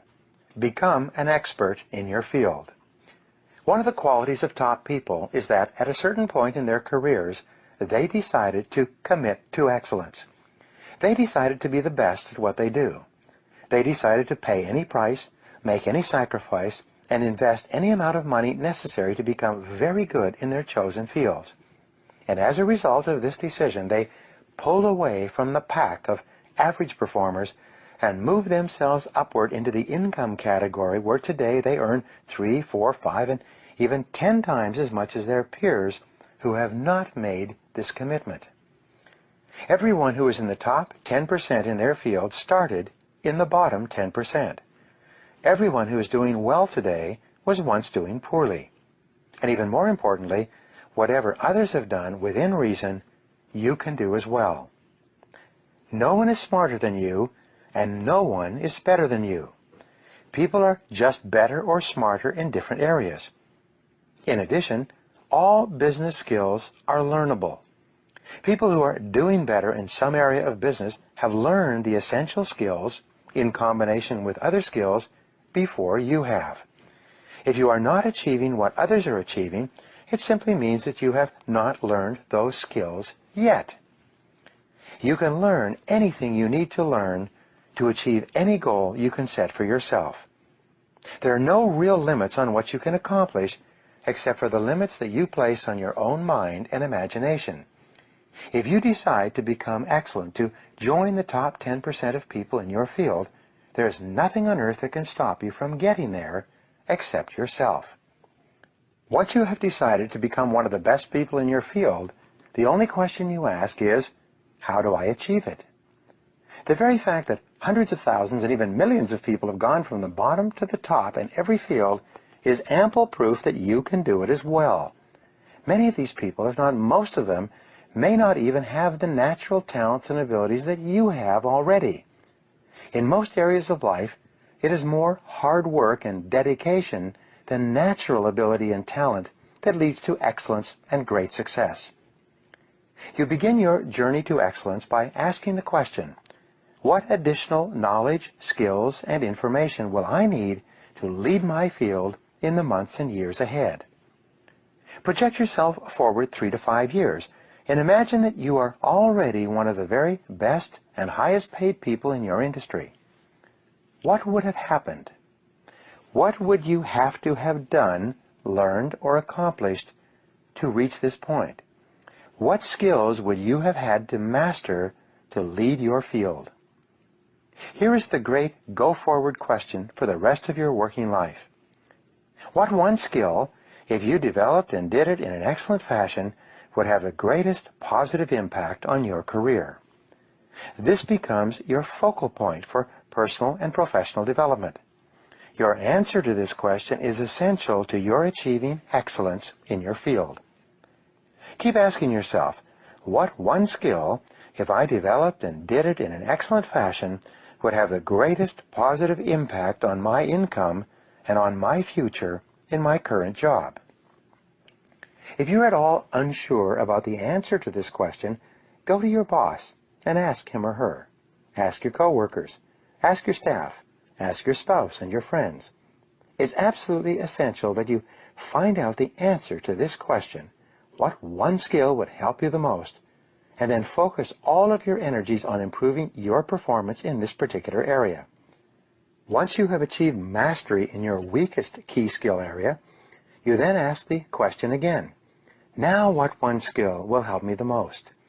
And whatever your answer to that question, you go to work on that skill until you achieve mastery in that area as well. You are born with certain natural skills, abilities, tendencies, strengths, weaknesses, and talents. These emerge in early life and usually crystallize in your late teens. They don't change very much over the course of your lifetime. One of the most important things you do in your career is to identify what it is that you are really good at, or what it is that you can become good at, and then put your whole heart into becoming excellent in that area. Mary Baker Foley, a management consultant in the 1920s, once wrote, "The very best direction to ride a horse is in the direction it is going. The very best way to develop yourself is in the direction of your natural talents and interests." Jim Cathcart, the author and speaker, says, "Nurture your nature." This is extremely important advice that you should follow throughout your career. You are put on this earth with special talents and abilities that make you unique and different from all other people who have ever lived. Throughout your life, you have often found yourself drawn to an area of activity where your special talents and abilities have enabled you to accomplish more and to enjoy what you are doing at a higher level than anything else you could do. One of your great goals in life is to identify and isolate the one or two things that you can do better and enjoy more than anything else, and then concentrate on becoming absolutely excellent in those areas. Michael Jordan, the basketball player, once said, "Everybody has talent, but ability takes hard work." The poet Longfellow once wrote, "The great tragedy of the average man is that he goes to his grave with his music still in him." You could struggle for years at a job for which you were ill-suited, and then find yourself in the perfect field and make more progress in a couple of years than you had made in the 20 years preceding. Most self-made millionaires say, "I never worked a day in my life." What they did was to find out what they really enjoyed, and then they did more and more of it. There are 8 ways for you to identify and determine your special talents and what you are uniquely suited to do. Here they are. First, you will always be the best and happiest at something that you love to do. If you could afford it, you would do it without pay. It brings out the very best in you, and you get a tremendous amount of satisfaction and enjoyment when you are engaged in that particular work. Second, you do it well. You seem to have a natural ability to perform in that area. Third, this talent has been responsible for most of your success and happiness in life up to now. From an early age, it is something that you have enjoyed to do and from which you got the greatest rewards and compliments from other people. Fourth, it is something that it was easy for you to learn and easy to do. In fact, it was so easy to learn that you actually forgot when and how you learned it. You just found yourself doing it easily and well one day. Fifth, it holds your attention. It absorbs you and fascinates you. You like to think about it, read about it, talk about it, and learn about it. It seems to attract you like a moth to a flame. Sixth, you love to learn about it and become better at it all your life. You have a deep inner desire to really excel in this particular area. Seventh, when you do what you're ideally suited to do, time stands still. You can often work in your area of special talent for long periods without eating or sleeping, hour after hour, because you get so involved in it. And eighth, you really admire and respect other people who are good at what you are most suited to do. You want to be like them and to be around them and to emulate them in every way. If the above descriptions apply to anything that you are doing or anything that you have done in the past, they can lead you into what you were uniquely put on this earth to do, to your heart's desire. It is quite common that if you are weak in a particular skill, you will avoid taking action in that skill. You will fall into the trap of learned helplessness. You will say, I'm not really very good in that area, or I don't have any natural talent or ability in that skill. But this is merely rationalization and justification. If the skill is important enough to you, you can learn it. The very worst decision of all is for you to allow yourself to be held back for months or years because you lack a single, simple skill that is readily learnable through dedication and determination. Don't let this happen to you. It is not practice that makes perfect. It is imperfect practice that eventually makes perfect. Whenever you start something new, you can expect to do it poorly. You will feel clumsy and awkward at first. You will feel inadequate and inferior. You will often feel silly and embarrassed. But this is the price that you pay to achieve excellence in your field. You will always have to pay the price of success in advance, and that price often involves the hard work of mastering a difficult skill that you need to move to the top of your field. Imagine that you could wave a magic wand and be absolutely excellent at any particular skill. What would it be? If you could wave a magic wand and have any wish at all with regard to your talents and skills, what would you wish for? Whatever your answer to these questions will often be an indication of the new goals that you have to set with regard to the skills and abilities that you need to develop to be the best at what you do. Become a lifelong do-it-to-yourself project. Be prepared to invest 1, 2, or 3 years to become absolutely excellent in a critical area. Be willing to pay any price, to make any sacrifice to be the best at what you do. The more you practice what you are learning, the faster you will become competent and skilled in that area. The more you practice, the more confidence you will develop. The more you practice, the more rapidly you will overcome your feelings of inadequacy in that skill, and the faster you will master it. The more you practice, the more rapidly you will add that skill to your mental toolbox, where you will possess it for the rest of your career. Resolve today, right now, to join the top 10% of people in your field. Determine who they are, what they earn, and what they do differently from you. Determine the special knowledge and skills that they have developed, and resolve to develop them in yourself. Remember, anything that anyone else has done within reason, you can do as well. No one is better than you, and no one is smarter than you. The very fact that the top people in your field were at one time not even in your field at all is proof that whatever they have achieved, you can achieve yourself if you simply set it as a goal and work at it long enough and hard enough. There are no real limits.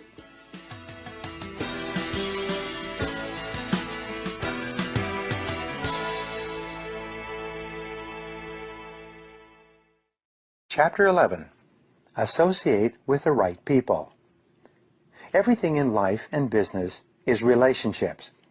Everything you accomplish or fail to accomplish will be bound up with other people in some way.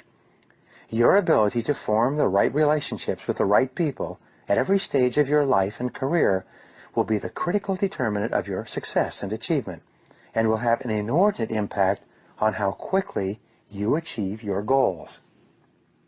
The more people you know and who know you in a positive way, the more successful you will be at anything you attempt. One person at the right time in the right place can open a door for you that can change your life and save you years of hard work. A key part of goal setting is for you to identify the people, groups, and organizations whose help you will require to achieve your goals.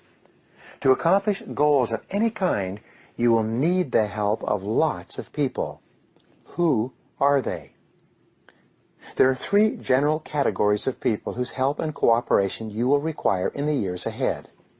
These are the people in and around your business, your family and friends, and people in groups and organizations outside your business or social circle. You need to develop a strategy to work effectively with each group. Start with your business. Who are the most important people in your business life? What is your plan to develop higher quality relationships with them? Make a list of everyone who works inside and outside of your business, your boss, your colleagues, co-workers, subordinates, and especially your customers, suppliers, and vendors.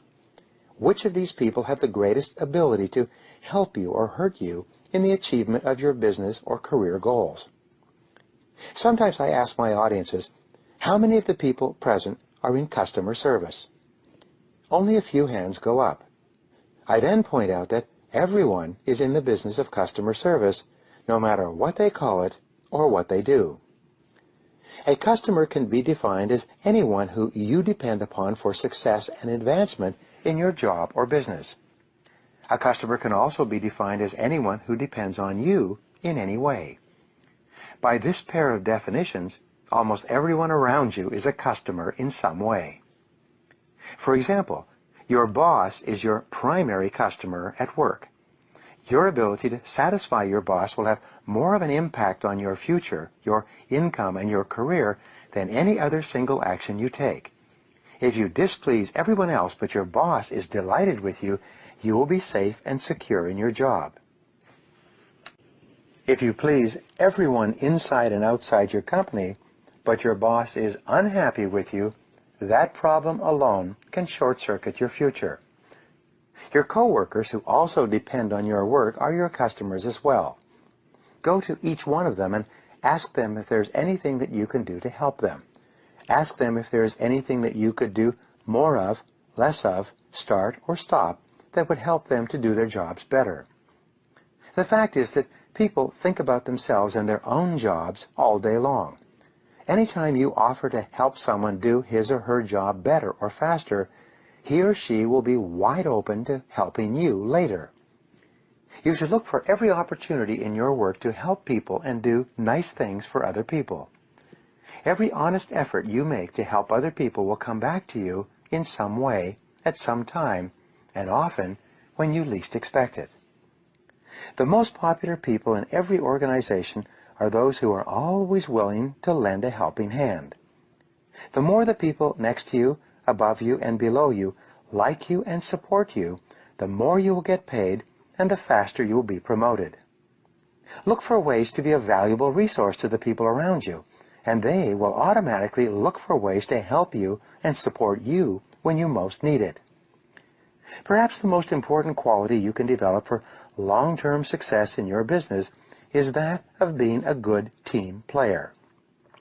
In a multi-year study at Stanford University, researchers found that the ability to function well as part of a team was the most outwardly identifiable quality of a person who was marked for rapid advancement. Team dynamics are very interesting. First of all, 20% of the team members do 80% of the work. The other 80% contribute very little to the meetings and very seldom raise their hands or volunteer for anything. Your job is to be a member of the top 20%. To be a good team player, always come prepared to every meeting. Sit opposite and in direct eye contact with the person who is running the meeting. Speak early and ask questions. Volunteer for assignments. And when you offer to do something, do it quickly and well. You can create a positive, attractive force field of energy around you by developing a reputation for being the person that everyone can depend upon to get the job done. As a result, you'll be given more and bigger jobs, and both the authority and the rewards that go along with those jobs. Take time to get to know your subordinates and the people who are below you on the corporate ladder. Talk to them and ask them questions. Offer to help them if you can.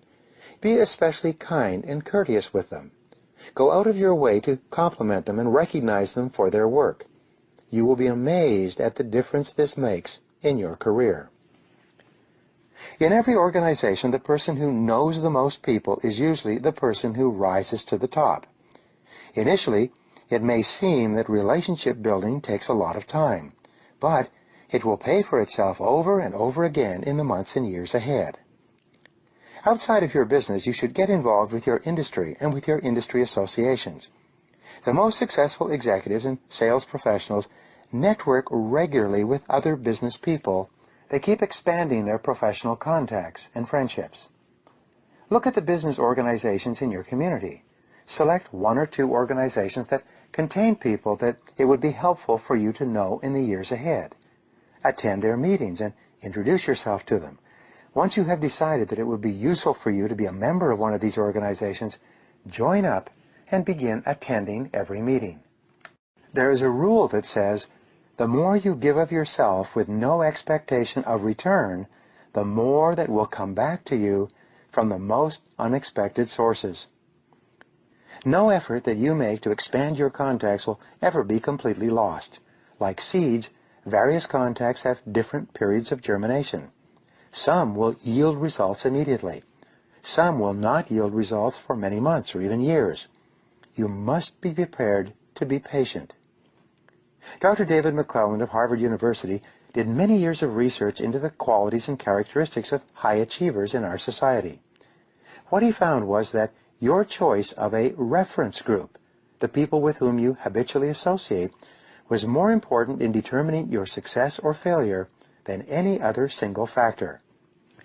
Get around the right people. Make it a point to associate with the kind of people that you like, admire, respect, and want to be like sometime in the future. Associate with the kind of people that you look up to and would be proud to introduce to your friends and associates. The choice of a positive, goal-oriented reference group can do more to supercharge your career than any other factor. The third category of people whose help and cooperation you will require are your family and friends. As Benjamin Disraeli said, no success in public life can compensate for failure in the home. It is vital that you invest all the time and emotion necessary to build and maintain a high-quality home life. When your family life is solid and secure, characterized by warm, loving relationships, you will do better in everything else in the outer world. But if something goes wrong with your home life because of inattention or neglect, it will soon affect your results at work in a negative way. Problems at home distract your attention and drain your energy. They can often sabotage your career. Once you have decided upon the people, groups, and organizations whose help and cooperation you will need to achieve your goals, resolve to become a relationship expert. Always treat people with kindness, courtesy, and compassion. Practice the golden rule. Do unto others as you would have them do unto you. Above all, the simplest strategy is to treat everyone you meet, at home or at work, like a million-dollar customer. Treat the other person as though he or she is the most important person in the world. Treat them as though they were capable of buying $1 million worth of your product or service. Every day, in every way, look for ways to lighten the load and help other people to do their jobs better and live their lives more easily. This will build up a great reservoir of positive feeling toward you that will come back to benefit you year after year.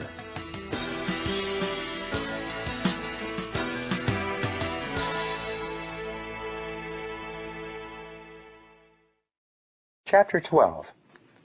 Make a plan of action.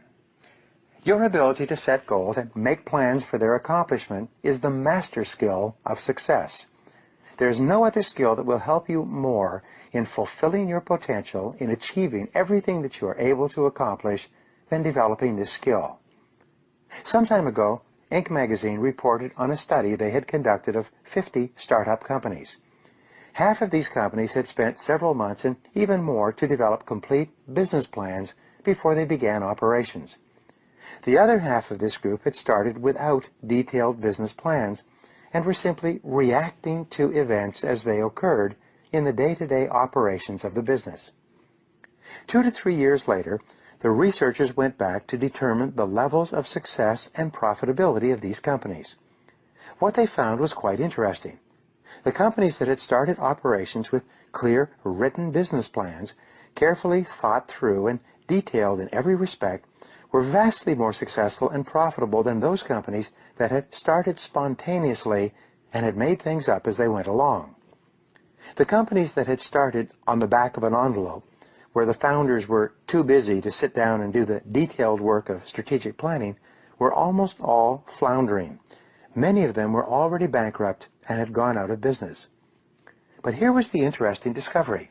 When they interviewed the business founders, they asked them, "How often do you refer to your strategic plan in the day-to-day operations of your business?" In almost every case, the entrepreneurs and executives running the businesses had not looked at the strategic plan since it had been completed some months ago. Once it was done, they put it in a drawer and seldom revisited it until the following year, when they went through the strategic planning process again. The most important finding was this: the plan itself was seldom referred to, but the process of thinking through the key elements of the business was vital to their success. It is the exercise of working through and discussing every key element of the business plan that is more important than any other step at the beginning. From the first day that you begin actual business operations, the situation will change so rapidly that your plan will become obsolete in many respects within a few days or even a few hours. But it is the process of planning that is most important. Scott McNeely of Sun Microsystems says, "In a startup business, you have to throw out all assumptions every 3 weeks." There is a 6P formula for personal and business success. It is proper prior planning prevents poor performance. There are 7 advantages to proper prior planning. Here they are. First, the planning process forces you to organize your thinking and identify all the key issues that must be dealt with if you are ultimately going to be successful. Second, thinking through what you must do to accomplish your goals enables you to plan your actions carefully before you begin, thereby saving you enormous costs of time, people, and money. Third, a good plan, thoroughly discussed and evaluated, enables you to identify flaws and errors that could prove fatal to your business later on. It enables you to ask what-if questions. For example, what are the worst possible things that could happen if you were to take a particular course of action? The fourth benefit of proper prior planning is that it enables you to identify weaknesses in your plan and to make provisions to compensate for those weaknesses. Fifth, planning enables you to identify strengths and potential opportunities that you can take advantage of to increase the likelihood of success. Often, you will be unaware of your particular strengths or the opportunities that exist in the situation before you go through the planning process. The sixth benefit of planning is that it enables you to focus your time and money and concentrate all of your resources on the 1 or 2 objectives that you must achieve to make the enterprise successful. In the absence of clear focus and concentration, you will tend to spread your energies over a wide area and end up accomplishing very little. The seventh benefit of proper planning is that it will inevitably save you hours, weeks, and months of confusion, mistakes, and losses of both money and energy. In many cases, as the result of careful planning and analysis, the decision makers will realize that it is not possible to achieve a particular goal with the time or resources available, or under the existing circumstances. Sometimes the very best business deals in your career are the ones that you don't get into in the first place. In its simplest form, a plan is a list of every activity that you will have to engage in from the beginning to the end in accomplishing a specific goal or objective. To begin the process of planning, you take a sheet of paper and you make a list of everything that you can think of that you will have to do to achieve your goal. As you think of new items, add them to the list. Continually revisit your list and revise the items and steps as you get more information. This list becomes your blueprint for completing your ideal goal or result. Now, organize your list by priority and sequence. Organize the items on your list by priority by determining which tasks or activities are more important than other tasks or activities. Organize the items from number 1, the most important, all the way through to the least important. Organize your list by sequence as well. In sequencing, you determine which activities need to be done before or after other activities. Often, one task cannot be accomplished until another task has been completed. Sometimes, the accomplishment of a single task can be the bottleneck or choke point in the entire process.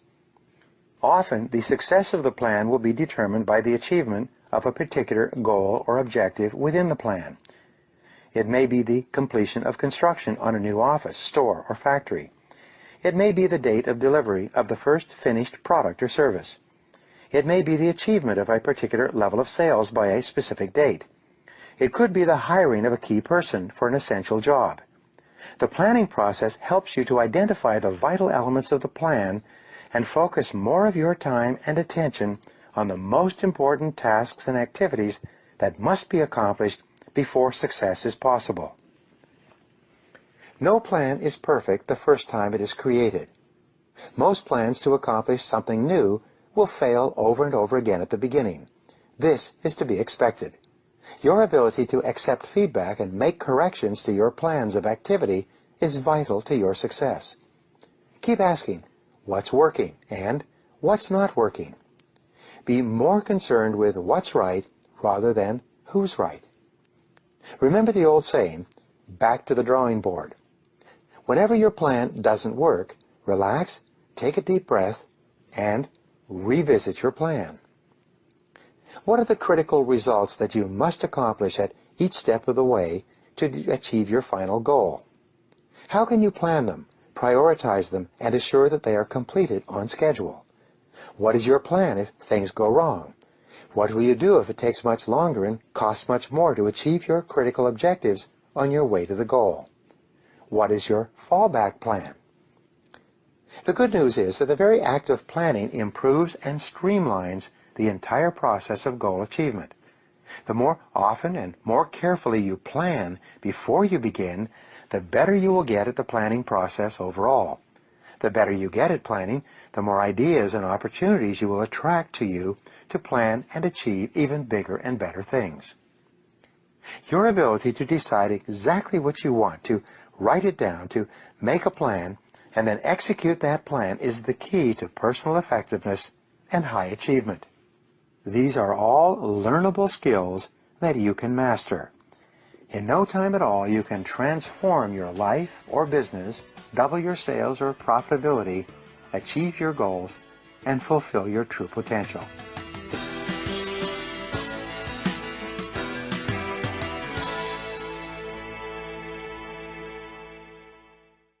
Chapter 13. Manage your time well. To achieve all your goals and become everything you are capable of becoming, you must get your time under control. Psychologists generally agree that a sense of control is the key to the feelings of happiness, confidence, power, and personal well-being, as we've discussed before. And a sense of control is only possible when you practice excellent time management skills. If the front side of the coin of success is the ability to set clear goals for yourself, then the flip side of the same coin is the ability to get yourself organized and working on your most important tasks every minute of every day.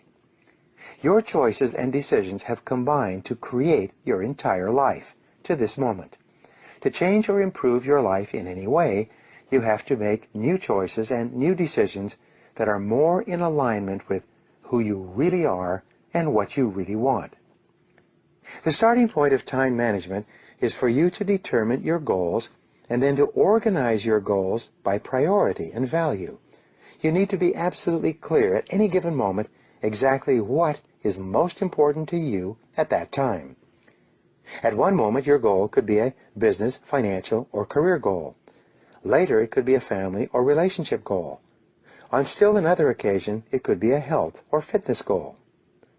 Time management begins with clarity. You take the time to sit down with a piece of paper and think through exactly what it is you want to accomplish in each area of your life. You decide upon your ultimate long-term goals of financial success, family success, or personal health and fitness.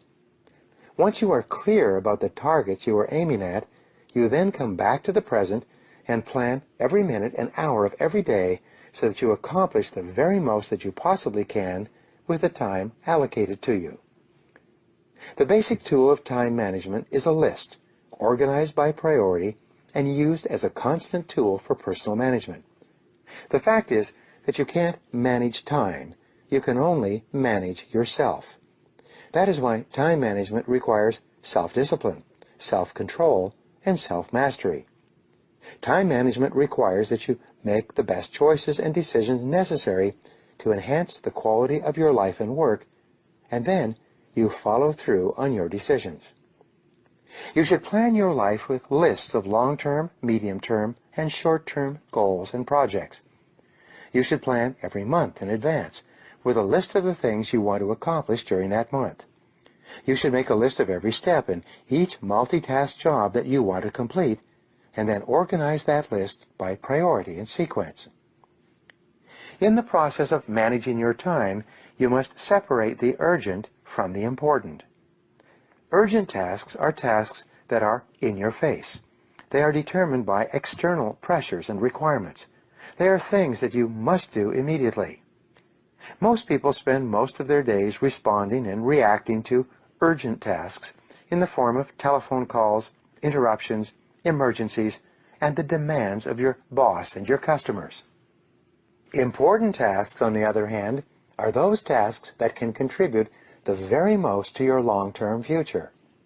Some of these tasks may be planning, organizing, studying, researching your customers, and setting priorities before you begin. Then there are tasks that are urgent but not important, such as a ringing telephone or a coworker who wants to chat. Because these activities take place during the workday, it's easy to confuse them with real work. The difference, however, is that they produce no results. No matter how many urgent but unimportant activities you engage in, you contribute nothing to your work or your company. The fourth category of tasks includes those that are neither urgent nor important, like reading the paper at work or going for a long lunch. These activities are positively harmful to your career because they consume time that you could be using to get the results for which you are paid and upon which your future depends. The most important word in determining the value of a particular task or activity is the word consequences. A task that is valuable and important is a task that has serious consequences for completion or non-completion. The greater the possible consequences of a task or activity, the more important it is. A task for which there are few, if any, consequences is by definition not particularly important. Your aim in personal management, therefore, is to spend more time doing more of those things that can have the greatest possible consequences on your life and work. Successful, highly paid people are usually no more intelligent or skilled than unsuccessful, lowly paid people. The major difference between them is that successful people are always working on tasks of high value. Unsuccessful people are always killing time on tasks of low value. And you are always free to choose. You are always free to choose what you do more of and what you do less of. Your choices ultimately determine everything that happens to you. The very best question in all of time management is this: what is the most valuable use of my time right now? All techniques and methods of goal setting, personal planning, and time management are aimed at helping you to accurately answer this question every minute of every day. What is the most valuable use of your time right now? When you discipline yourself to ask and answer this question repeatedly, and you are sure that whatever you are doing is the answer to this question, you will start to accomplish 2 and 3 times as much as the people around you. You will become more and more productive. You will plow through more work of higher value and accomplish greater results than anyone around you. Discipline yourself to keep working on the most valuable use of your time, whatever it may be at the moment, and your success is guaranteed. As Goethe said, the things that matter most must never be at the mercy of the things that matter least. Perhaps the best single word in time management is the word no. Just say no to any demand on your time that is not the most valuable use of your time at the moment. The good news is that time management is a skill and a discipline that you can learn with practice. One rule for success is develop good habits and make them your masters. Each time you complete an important task, you will experience a burst of elation, enthusiasm, and heightened self-esteem. You will feel energized and stronger. You will feel happier and more in control of your life. You will feel on top of your work. You will be even more motivated to start in on and complete your next major task.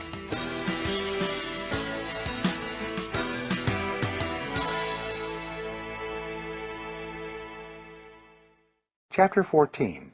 Review your goals daily. Many techniques can help you to achieve your personal and financial goals faster. In this program, I want to share with you a special method that has taken more people from rags to riches than any other single method ever discovered. It is simple, fast, effective, and guaranteed to work if you will practice it. Earlier, I said you become what you think about most of the time. This is the great truth that underlies all religion, philosophy, psychology, and success. As a teacher of mine, John Boyle, once said, "Whatever you can hold in your mind on a continuing basis, you can have." This is the key. Many people today talk about the importance of positive thinking. Positive thinking is important, but it is not enough. Left undirected and uncontrolled, positive thinking can quickly degenerate into positive wishing and positive hoping. Instead of serving as an energy force for inspiration and higher achievement, positive thinking can become little more than a generally cheerful attitude toward life, and whatever happens to you, positive or negative. To be focused and effective in goal attainment, positive thinking must translate into positive knowing. You must absolutely know and believe in the depths of your being that you are going to be successful at achieving a particular goal. You must proceed completely without doubt.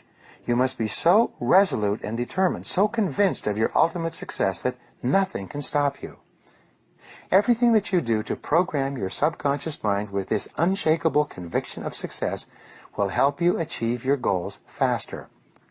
This method I'm going to share with you can actually multiply your talents and abilities and greatly increase the speed at which you move from wherever you are to wherever you want to go. One of the most important mental laws is, whatever is impressed is expressed. Whatever you impress deeply into your subconscious mind will eventually be expressed in your external world. Your aim in mental programming is to impress your goals deeply into your subconscious mind so that they lock in and take on a power of their own. This method helps you to do that. For many years I worked away at my goals, writing them down once or twice a year and then reviewing them whenever I got a chance. Even this was enough to make an incredible difference in my life. Often I would write down a list of goals for myself in January for the coming year. In December of that year I would review my list and find that most of the goals had been accomplished, including some of the biggest and most unbelievable goals on the list.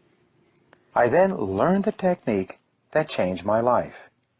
I discovered that if it is powerful for you to write down your goals once a year, it is even more powerful for you to write down your goals more often.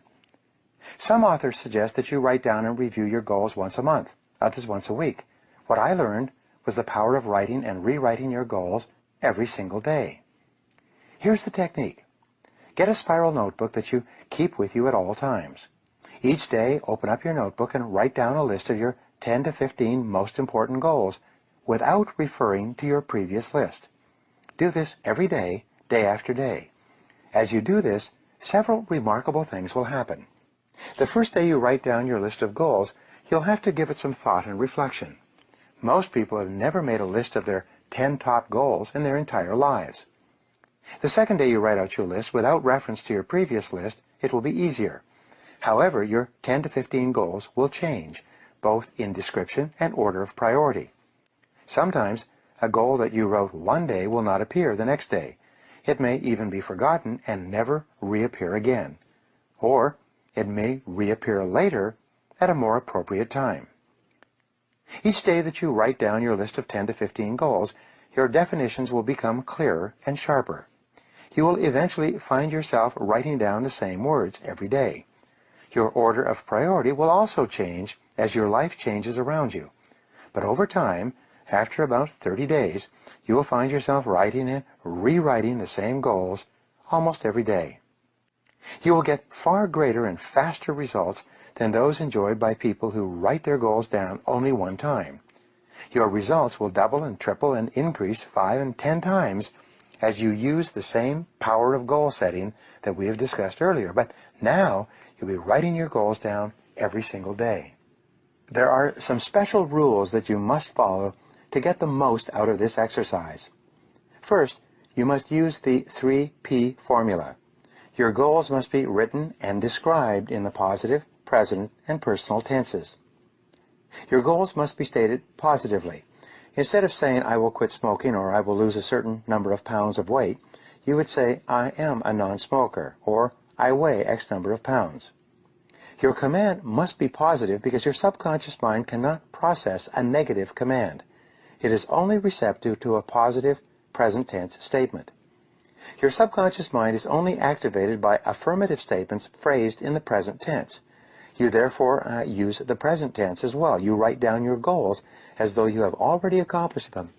Instead of saying, I will earn $50,000 in the next 12 months, you would say, I earn $50,000 per year. The third P stands for personal. From now on and for the rest of your life, write out every goal beginning with the word I, followed by a verb of some kind. You are the only person in the universe who can use the word I in relation to yourself. When your subconscious mind receives a command that begins with the word I, it is as though the factory floor receives a production order from the head office. It goes to work immediately to bring the goal into your reality. For example, you would not say, my goal is to earn $50,000 per year. Instead, you would say, I earn $50,000 per year. Begin each of your goals with phrases such as, I earn, I weigh, I achieve, I win, I drive such and such a car, I live in such and such a home, I climb such and such a mountain, and so on. To add power to your daily written goals, put a deadline at the end of each goal. For example, you might write, I earn an average of $5,000 per month by December 31st, followed by the particular year. Your mind loves deadlines and thrives on a forcing system. Even if you do not know how the goal is to be achieved, always give yourself a firm deadline. Remember, you can always change the deadline with new information, but be sure you have a deadline, like an exclamation point after every goal. When you begin writing your goals, you may have no idea how they will be accomplished, but this is not important. All that matters is that you write and rewrite them every day in complete faith, knowing that every single time you write them down, you are impressing them deeper and deeper into your subconscious mind. At a certain point, you will begin to believe with absolute conviction that your goal is achievable. Once your subconscious mind accepts your goals as commands from your conscious mind, it will start to make all your words and actions fit a pattern consistent with those goals. Your subconscious mind will start attracting into your life people and circumstances who can help you to achieve your goal. Your subconscious mind works 24 hours a day, like a massive computer that is never turned off, to help bring your goals into your reality. Almost without your doing anything, your goals will begin to materialize in your life, sometimes in the most remarkable and unexpected ways. Whenever you write down a new goal of any kind, you may be skeptical and doubtful about the likelihood of accomplishing it. You may have the idea in your conscious mind, but you will not yet have developed the total belief and conviction that it is possible for you. This is normal and natural. Just don't let it stop you from using this method every day. All that is required to make this method work for you is to get a spiral notebook and then to discipline yourself each day to write down your 10 goals in the positive, present, personal tense. That's all you need. In a week, a month, or a year, you will look around you and see that your whole life will have transformed in the most remarkable ways. You can multiply the effectiveness of this method with a couple of additional techniques. First, after you have written down your goal in the positive, personal, present tense, write down at least 3 actions that you could take immediately to achieve that goal, also in the present positive personal tense, in your spiral notebook. For example, your goal could be to earn a certain amount of money. You could write, I earn $50,000 over the next 12 months. You could then write immediately underneath, 1. I plan every day in advance. 2. I start in immediately on my most important tasks. 3. I concentrate single-mindedly on my most important task until it is complete. Whatever your goal, you can easily think of 3 action steps that you can take immediately to achieve that goal. When you write down the action steps, you program them into your subconscious mind along with the goal. At a certain point, you will find yourself actually taking the steps that you wrote down, sometimes without even thinking about it. And each step you take will move you more rapidly toward your ultimate objective. There are 2 times of the day that are ideal for writing and rewriting your goals. These are the last thing in the evening before you go to bed and the first thing in the morning before you start off. When you rewrite and review your goals in the evening, you program them into your subconscious mind. Your subconscious mind then has an opportunity to work on your goals all night long while you are sleeping. You will often arise with wonderful ideas for things to do or people to call to help you to achieve your goals. When you rewrite and review your goals in the morning before you start off, you set yourself up for positive thinking and positive acting all day long. Just as physical exercise in the morning warms up your physical body and muscles, reviewing your goals in the morning warms up your mind and prepares you to be at your best throughout the day. The sum total result of rewriting and reviewing your goals each day, morning and evening, is that you will impress them ever more deeply into your subconscious mind. You will gradually move from positive thinking to positive knowing. You will develop a deep and unshakable conviction that your goals are attainable and that it is only a matter of time before you achieve them. And you will be right.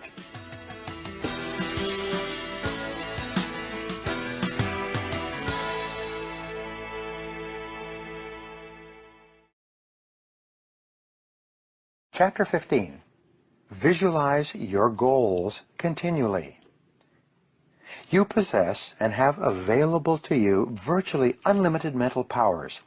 The average person is unaware of these powers and fails to use them for goal attainment.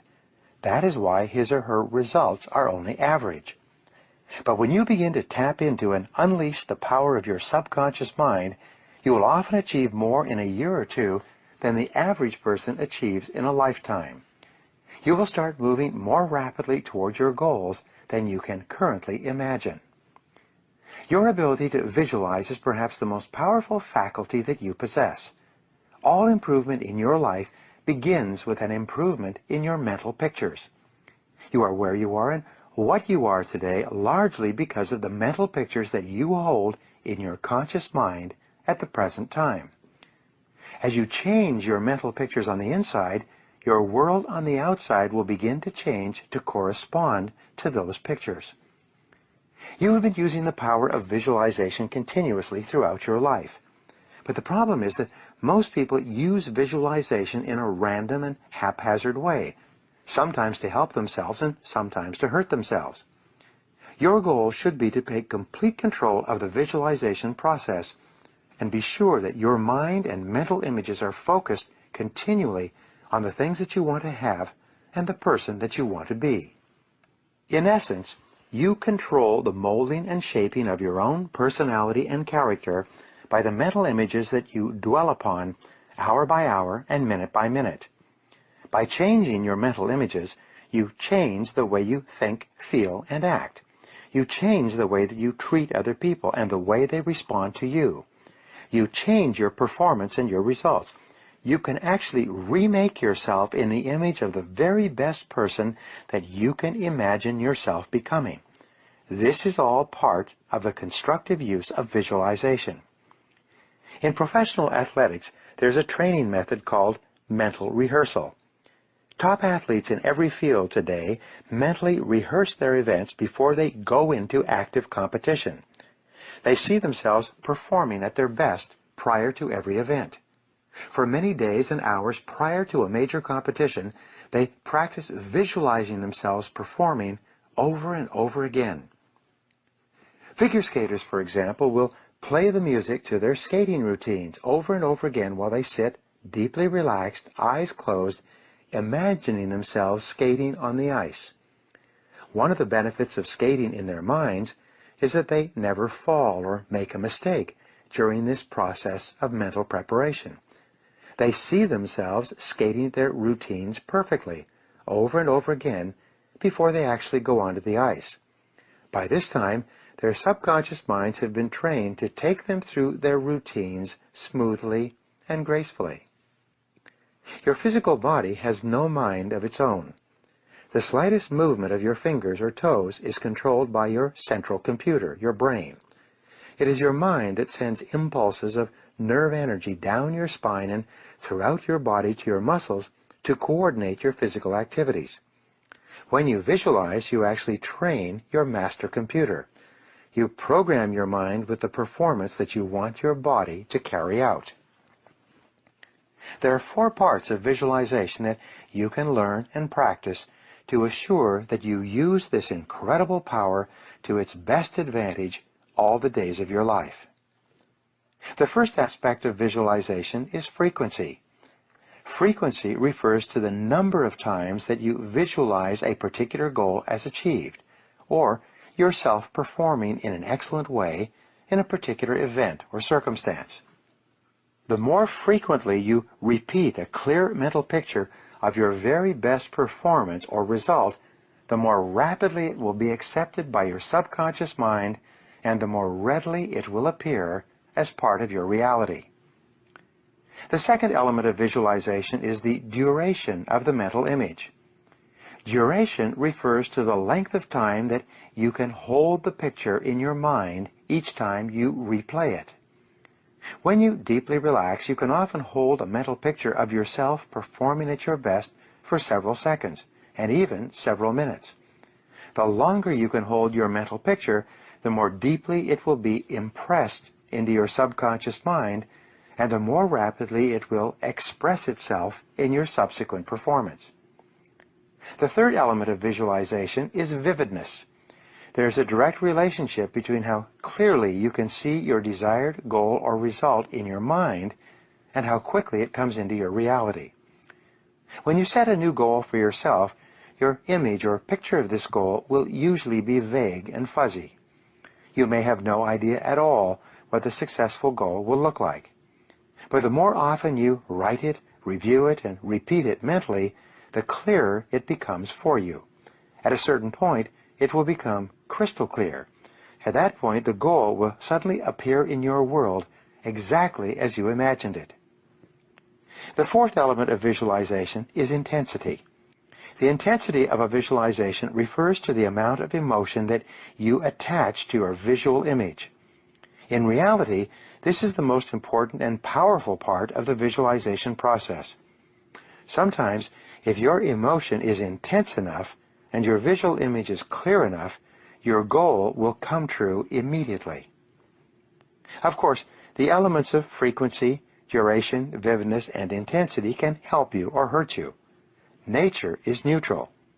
The power of visualization is neutral as well. It is like a two-edged sword. It can cut in either direction. It can either make you a success or make you a failure. Visualization brings you whatever you vividly and intensely imagine, whether good or bad. For example, worry is a form of negative goal setting. It is the process of thinking about, imagining, and visualizing, combined with feelings of fear and anxiety, exactly those things that you don't want to happen. But, because visualization is neutral, when you worry, you are using this power in a negative way. Exactly those things that you don't want will be attracted into your life. In every area of your life, you can use visualization to make it better. Earlier in this book, I talked about the use of idealization. This process involves creating an ideal picture of what you would like your life to look like sometime in the future. Idealizing is just another version of visualizing. Remember, you can't hit a target that you can't see. But if you're absolutely clear about what you want, you will eventually achieve it sooner or later. As with goal setting, the two best times to visualize are late in the evening or early in the morning. When you visualize your goals as if they already existed before you go to sleep, your subconscious mind accepts them at a deeper and deeper level. It then adjusts your words and actions during the day so that you do and say more and more of those things that will make your goals into realities. Another time to visualize is first thing in the morning, before you start out. Clear mental images of what you want to accomplish during the day will make it far more likely that you achieve those results exactly as you imagined and on schedule. All improvement in your life starts with an improvement in your mental pictures. Start today to flood your mind with pictures of the person you want to be, the life you want to live, and the goals you want to achieve. Cut out pictures from magazines and newspapers that are consistent with your goals and desires. Post them everywhere. Review them regularly. Discuss them often. Imagine them continually. Make your life an ongoing process of positive visualization, continually imagining and visioneering your ideal goals and your perfect future. This can do more to help you step on the accelerator of your own potential than any other exercise you engage in.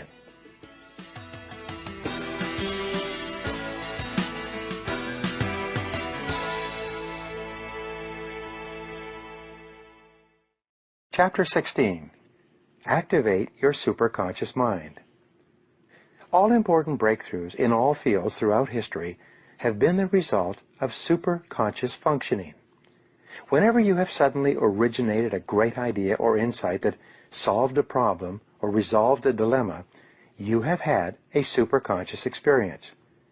Great scientific breakthroughs, like the discovery of DNA, or the breakthrough idea combining ceramics with electricity that led to the discovery of superconductivity, were superconscious in origin. The great musicians tapped into and used their superconscious minds repeatedly in the creation of their compositions. Mozart, for example, could see an entire opera in his mind, note perfect, before he began writing. He would then transcribe the opera from his mental picture without a single mistake the very first time. It could then be played in public without revision. Nothing like this had ever been seen or experienced in all the history of music. Any thought, plan, goal, or idea held continuously in the conscious mind must inevitably be brought into reality by the superconscious mind. Your superconscious mind operates best when you are in a mental state of calm, confident, relaxed expectation. Whenever you practice relaxation and solitude, completely letting go of all your cares and sit quietly or commune with nature, your superconscious mind begins to function. Whenever you go into the silence and listen to the still, small voice within you, you begin to hear the whisperings of your superconscious mind.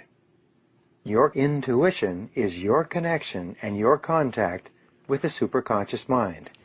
Sometimes your intuition will speak to you so loudly in the silence that the idea or insight it brings you will change your entire life. The superconscious mind explains two phenomena that you experience regularly throughout your life: serendipity and synchronicity. The more you use your superconscious mind, the more often you will enjoy these two wonderful experiences. Serendipity is the process of making happy discoveries along the road of life. Whenever you have a clear goal that you visualize continually and that you are working toward each day, happy, unexpected events and experiences seem to occur in your life, each of which seems to help you to achieve your goals even faster. You might come across an article in a magazine, or someone mentioned something to you that you didn't know before. You might even flip to a program on television that has exactly the idea or insight that you need to solve a particular problem or answer a key question. You will often have a setback or temporary failure that turns out to be exactly the right thing to happen to you at that moment. The interesting point is that if you look for something good in every situation, you will always seem to find it. The very attitude of expecting good things to happen to you seems to trigger their occurrence over and over again. If you calmly and confidently believe in the magic of serendipity, no matter what happens, you will have repeated serendipitous experiences that will help you to achieve your real goals in life. The second phenomenon that you will experience regularly is called synchronicity. This is different from the law of cause and effect, the iron law of the universe, in a special way. The law of cause and effect says that everything happens for a specific reason, and that there is a traceable cause for every effect. With synchronicity, however, the only relationship between two events that occur simultaneously is the meaning that you give to them by the goals that you have in different areas of your life. Here's an example. You set a goal to double your income, but the following week you either quit or get fired completely unexpectedly. This initially looks like a real setback, but the next day in conversation, a friend asks you if you've ever thought of working in a particular field. As it happened, you'd read several articles about that field over the past year, and you'd thought about getting into it, but you didn't know how to go about it. You decide to investigate further, you identify a growing company, interview for a job, start work, and 1 year later, you find yourself earning twice as much as you were at your previous job and enjoying it more. Now you'll notice that there was no direct cause and effect relationship between these separate events. They seemed to be disconnected in time and space, but they had one thing in common. They helped you to achieve the real goal that you had set for yourself, which was to double your income. You must be open to the possibility of this happening all the time. 2 ways for you to stimulate your superconscious mind into action. The first is for you to concentrate and work intensely on achieving your goal. Throw your whole heart into what you are doing. Think about it. Talk about it. Write it down. Rewrite it and review it every single day. Do everything that you possibly can to think of that can help you to attain that goal. When you dedicate yourself to continuous, determined forward action toward the accomplishment of your goal, all sorts of serendipitous and synchronous events will happen to you and for you. People will emerge from unexpected places to help you. You will receive phone calls and offers of assistance. You will come across ideas and information that you would not have recognized before. You will have ideas and insights that move you even faster towards your goal. The second way to stimulate your superconscious mind is for you to relax completely and get your mind busy elsewhere. For example, when you go on vacation, you often become so busy doing other things that you don't think about your goals or problems at all. It seems that the more you can completely relax and let go, both mentally and physically, the more rapidly your superconscious mind will click into action and begin giving you the ideas and insights that you need. It seems that the harder that you don't try, the faster your superconscious mind will work for you. You should try both methods on every goal. First, work with single-minded concentration on the goal.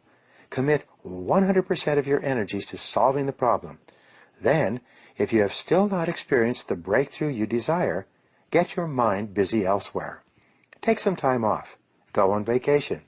Engage in physical exercise or go to a movie. Forget about it completely for a while. Then, at exactly the right time, your superconscious mind will function and the answer will appear. Your superconscious mind is the most powerful faculty that you have. It is available and accessible to you at all times.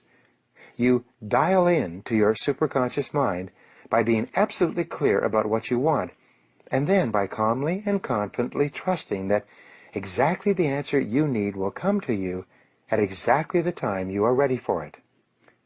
The more you relax and trust in this great power, the better and faster it will function. It's been said that men and women begin to become great when they begin to listen to their inner voices. When you make a regular habit of listening to your intuition and trusting your inner voice, you will probably never make another mistake. By tapping into your superconscious mind, you begin to bring your whole life into harmony with this great universal power. You will achieve goal after goal and move forward faster and faster in everything you do. You will feel as though you are plugged into some kind of cosmic energy source that enables you to accomplish vastly more and with much less effort than ever before.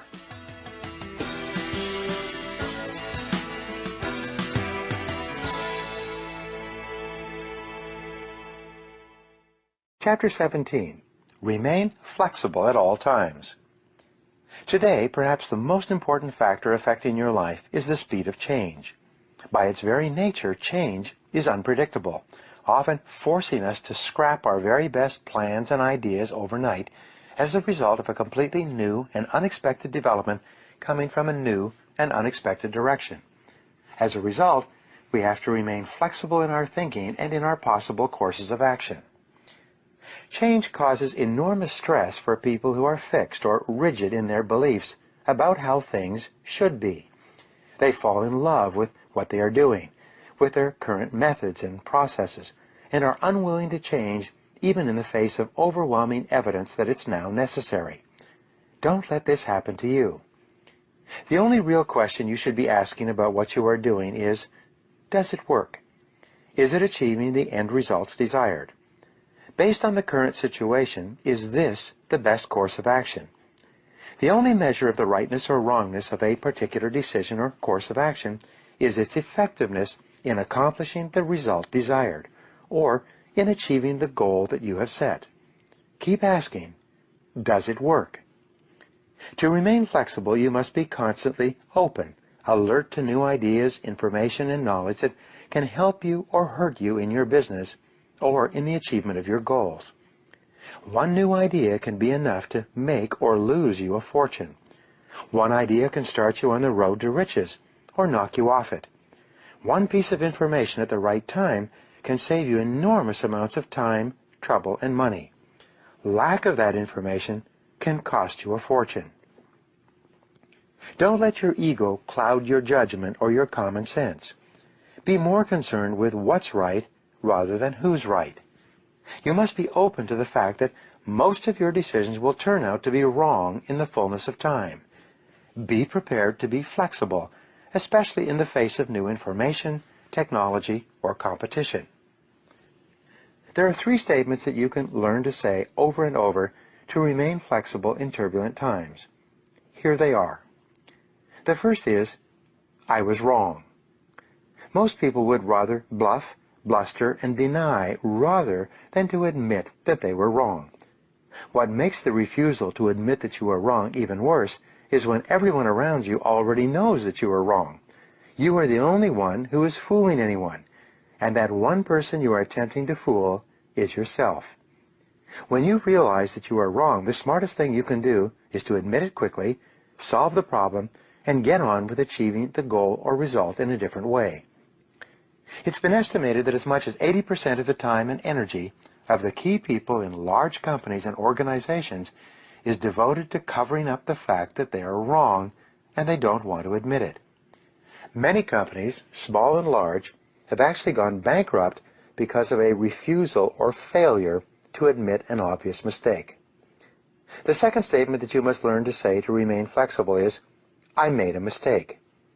It is absolutely amazing how much time, energy, and money is wasted because someone's ego is so large that they will not admit that they have made a mistake, even one that is obvious to everyone around them.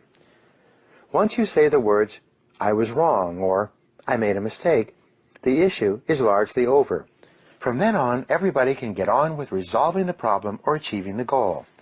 But as long as a key person is unwilling to admit that he or she has taken the wrong course, everything comes to a stop. The third statement you should learn to say quickly and easily is, I changed my mind. If you get new information that contradicts the information upon which you made a previous decision, be prepared to admit candidly that, I changed my mind. It's not a weakness or a character flaw to be wrong, to make a mistake, or to change your mind. In fact, in a time of rapid change, in the areas of knowledge, technology, and competition, it's a mark of courage, character, and flexibility to be willing to cut your losses quickly and practice the reality principle in everything you do. Be willing to deal with the world as it is rather than the way you wish it were or the way that it might have been in the past. Face the truth, whatever it is.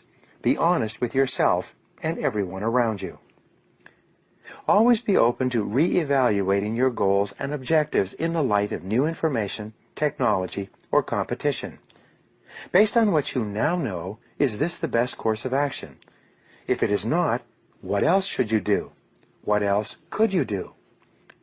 If it is a goal, and the circumstances under which you made the goal have changed dramatically, be sure that you still want the goal badly enough to struggle and sacrifice for it. Be willing to drop it and set a new goal if you've changed your mind, or if the goal is no longer as important to you today as it once was. In a time of rapid change, resolve to be the first to recognize and embrace change when it occurs. Expect it as part of the normal and natural course of events. Refuse to be surprised or upset when things do not work out the way you thought they would or should. Especially, be flexible with the important people in your life, your family, your friends, your co-workers, and your customers. Be open to differing points of view and different ideas.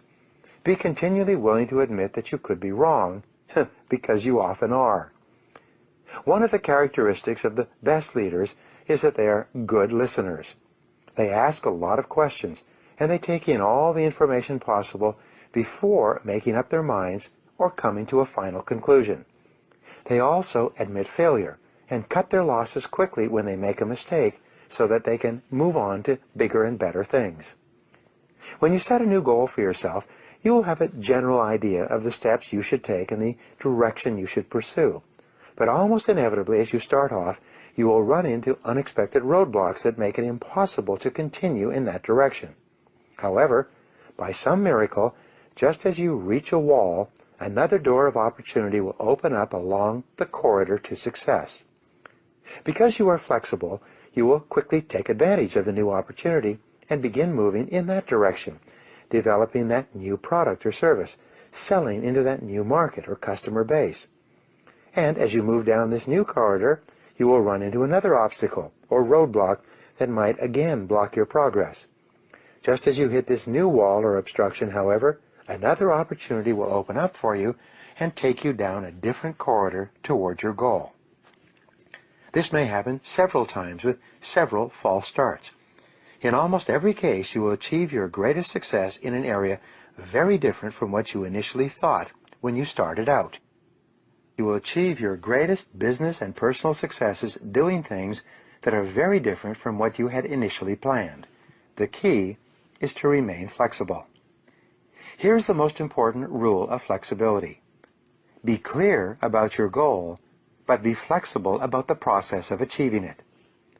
Always be open to the influence of your superconscious mind. Remain sensitive to the possibility of serendipitous and synchronous events. Be open to ideas, inspirations, and inputs from other people.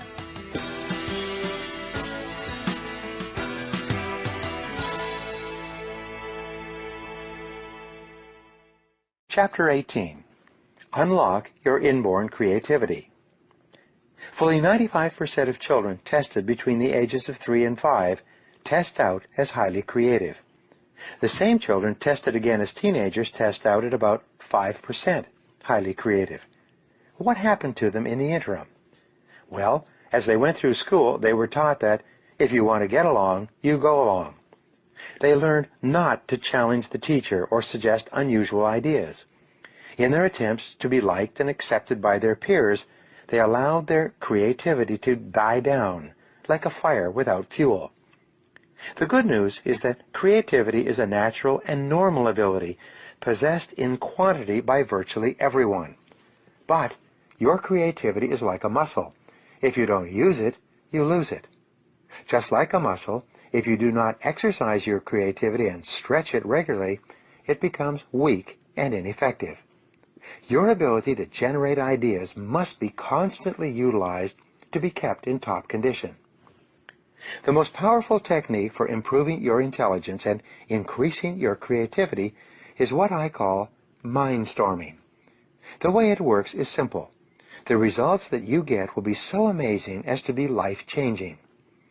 You begin the mind-storming process by first getting a clean sheet of paper. At the top of this page, you write your goal or problem in the form of a question. The simpler and more specific the question, the better will be the quality of the answers that you generate in response to it. For example, instead of writing a question like, "How could I make more money?" you would write, "How can I double my income in the next 24 months?" Even better, if you are earning $50,000 per year today, your question should be, "How can I earn $100,000 per year by December 31st of a specific year?" Each of your answers should be written using the 3P formula. It should be personal, positive, and in the present tense. In other words, your answers should be written as affirmations or instructions from your conscious mind to your subconscious mind. Once you have written your question at the top of the page, you then discipline yourself to generate at least 20 answers to that question.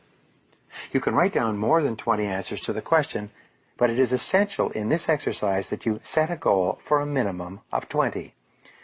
Your first 3 to 5 answers will be easy. You will quickly come up with answers like work harder, start earlier, stay later, work on higher value tasks. Your next 5 answers will be more difficult. You will have to drill down and dig deeper to come up with less obvious ways but more creative ways to answer your question. Your last 10 answers will be the most difficult of all. Many people find this part of the exercise so difficult that their minds go blank.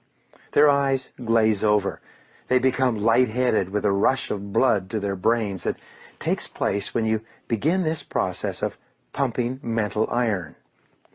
However, no matter how long it takes, especially the first few times you practice this exercise, you must discipline yourself to keep writing until you have at least 20 answers. Sometimes the 20th answer that you generate will be the breakthrough answer that enables you to save yourself thousands of dollars and many hours of hard work. Often, your last answer is the inspired idea that changes your whole life and career. Once you have 20 answers, go back over your list and review your answers. Then, select at least one action that you can take immediately to begin moving yourself more rapidly toward your goal or toward solving the problem. You can multiply the effectiveness of this process by taking the very best answer that you identified in the first list of 20 and writing it at the top of a fresh sheet of paper in the form of a question. Then, see if you cannot generate 20 answers to that question as well. This combination exercise will rev you up mentally, like stepping on the accelerator of a car while the transmission is in neutral. Your mind will sparkle and dance with mental energy and bristle with ideas like the bright lights of a Christmas tree. For example, your first question could be, how can I double my income to $100,000 over the next 24 months? One of your answers could be, I work 2 extra hours each day. You could then transfer this answer to a new sheet of paper and phrase it as a question. What can I do to get 2 extra hours of productive time each day? You can then begin writing 20 different things that you can do to save time, gain time, and spend 2 additional hours on productive work each day. Whatever answer you choose, put it into action immediately. Do something, do anything. The faster you take action on this exercise, the greater and more continuous will be the flow of ideas as you go throughout the day.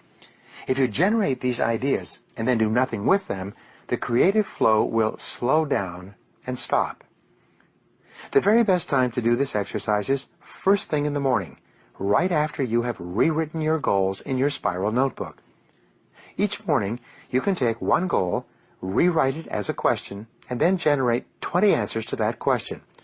You can then immediately get busy and implement one of your answers. You can perform this exercise repeatedly on the same goal, if the goal is big enough and important enough to you. Don't worry about writing down the same answers over and over again. The more you practice this exercise, the more likely it is that you will trigger completely unexpected breakthrough ideas. This may require several days or even weeks of work, before the flash of inspiration takes place. You must be patient and determined. It will come. As I mentioned before, successful people are intensely solution-oriented. The fact is that life is a continuous succession of problems and difficulties without end. This river of problems is only interrupted by the occasional crisis, which makes the problem seem small in comparison, at least for a little while. In fact, if you are living a busy life, you will probably experience a crisis of some kind every 2 to 3 months throughout your life. You will have business crises, family crises, financial crises, health crises, and other crises. The problems and crises never stop. They keep coming like the waves of the ocean. The only thing you can control is your responses to these problems and crises, and therein lies the key to your success. Successful people respond effectively to problems. Ineffective people do not. Successful people take a deep breath, relax, and think clearly. They look for the good in every situation. They seek the valuable lesson. Above all, they focus on the solution, on what can be done, rather than what has happened and who is to blame. Just as there is a process for solving mathematical problems, there is a process for solving business and life problems as well. It requires that you approach the business of problem-solving systematically and in an organized fashion. Here are the steps that you can follow. Step 1. Define the problem clearly. A problem properly defined is half solved. It is absolutely amazing how much time is wasted floundering around looking for a solution when no one is quite clear about the problem. Step 2. Ask, what are all the possible causes of this problem? Look for both the obvious and the not-so-obvious causes of the problem. How did it begin? What are its origins? What triggered it in the first place? What is the critical variable that changed to cause the problem to happen in the first place? What assumptions were made that led to the problem? Step 3. Ask, what are all the possible solutions? Avoid the natural tendency of most human beings to leap from a problem definition to a conclusion regarding a solution of some kind. Always ask, what else is the solution? Sometimes the best solution is to do nothing at all. Sometimes the best solution is to gather more information. Sometimes the best solution is to realize that this is not your problem and pass it on to someone else whose responsibility it really is. Step 4. Once you have identified several possible solutions, ask, what must this solution accomplish? The only way you can judge the attractiveness of a solution is to determine in advance what you want the solution to accomplish. You've heard it said that the operation was a success, but the patient died. It's very common for us to initiate a solution and implement it, but the problem is not only not solved, but it is worse than it was before we took action in the first place. Be sure that the solution you select will accomplish the purpose you had in mind when you started on the problem-solving exercise in the first place. Step 5. Once you have decided on the ideal solution, assign specific responsibility, or take responsibility yourself for implementing the solution. Set a deadline for implementation. Set a measure by which you can determine if the solution has been effective. A problem-solving discussion that does not lead to an agreement on a specific solution, accompanied by the assignment of personal responsibility and a deadline, is a problem that will come back over and over again without resolution. Practice this systematic method of dealing with a problem over and over until it becomes a habit of thinking. You'll be amazed at how much more effective you become and how much better your results will be using this method. One of the most powerful creative thinking ideas you can practice is called scenario planning. In scenario planning, you play down the chessboard of life and imagine what might happen sometime in the future. Even though the future is largely unknowable, certain trends taking place today will continue into the future. Certain events taking place around you will affect these trends, if not interrupt them in different ways. Completely unexpected events will arise that will require that you change your plans completely. In scenario planning, you ask yourself 2 questions. First, what are the 3 worst things that could possibly happen in the months or years ahead that would negatively affect my business or my personal life? Write them down. Be brutally honest with yourself. Refuse to wish or hope for the best.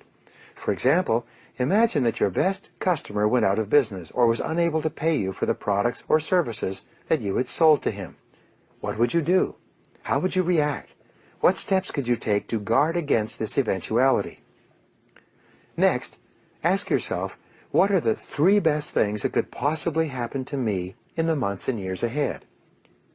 With your answers to either of these questions, you can use mindstorming to prepare yourself for any eventuality. If it's a potential setback, ask yourself, how could we guard against this setback? Then, generate 20 answers to this question. If it's a possible opportunity, ask yourself, how could we increase the likelihood of this opportunity taking place, or take advantage of this opportunity as it is today? Write out 20 answers to this question as well. Each time you ask yourself one of these questions, like an electric spark, you will trigger ideas and insights. The more you think about these key questions, the more you will activate your superconscious mind to give you insights and flashes of inspiration that will enable you to seize opportunities or avoid dangers.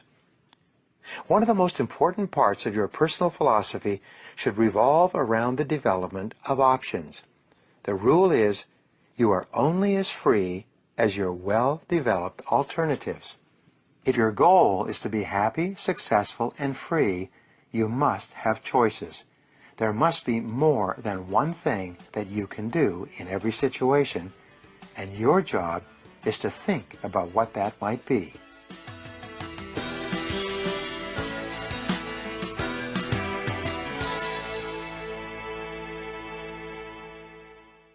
Chapter 19. Do something every day.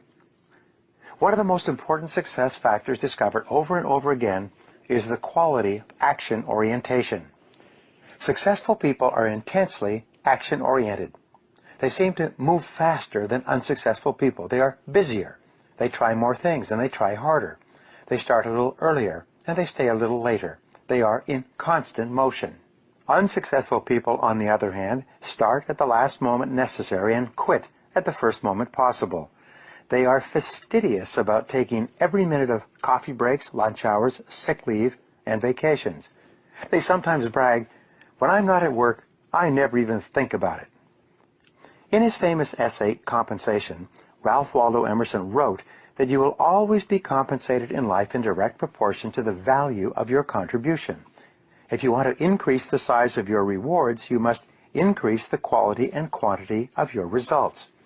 If you want to get more out, you have to put more in. And there is no other way. Napoleon Hill found that the key quality of successful men and women, most of whom started at the bottom, many of them penniless, was that early in life they developed the habit of going the extra mile. They discovered, as the old saying goes, that there are never any traffic jams on the extra mile. The retiring president of the U.S. Chamber of Commerce many years ago told a story at his going-away dinner. He had become one of the most respected business people in America and overseas. He had developed the kind of reputation for high-quality work that every person in business dreams of having. He said that when he was a young man, unsuccessful and frustrated, he came across a saying written on a brown lunch bag and posted on a high school bulletin board. As he passed the bulletin board, something caused him to stop, and he read the words on the lunch bag. They said, "Your success in life will be in direct proportion to what you do after you do what you are expected to do." He told the audience that these words changed his life. Up to that time in his career, he felt that he was doing a good job because he was doing what he had been told to do, what he was expected to do. But from that point onward, he resolved that he would do far more than what was expected of him. He resolved that he would always go the extra mile and do more than he was paid for. From that day onward, for the rest of his career, he got up a little earlier, worked a little harder, and stayed a little later. He moved faster from task to task and from customer to customer. And here is what always happens. The faster he moved, the more experience he got. The more experience he got, the better he got at his job. The better he got, the better results he got in the same period of time. In no time at all, he was being paid more and promoted faster. By moving faster and always doing more than expected, he had shifted onto the fast track in his career and began moving ahead rapidly. He was soon promoted into a new department, then hired into a new industry, and given a new area of responsibility.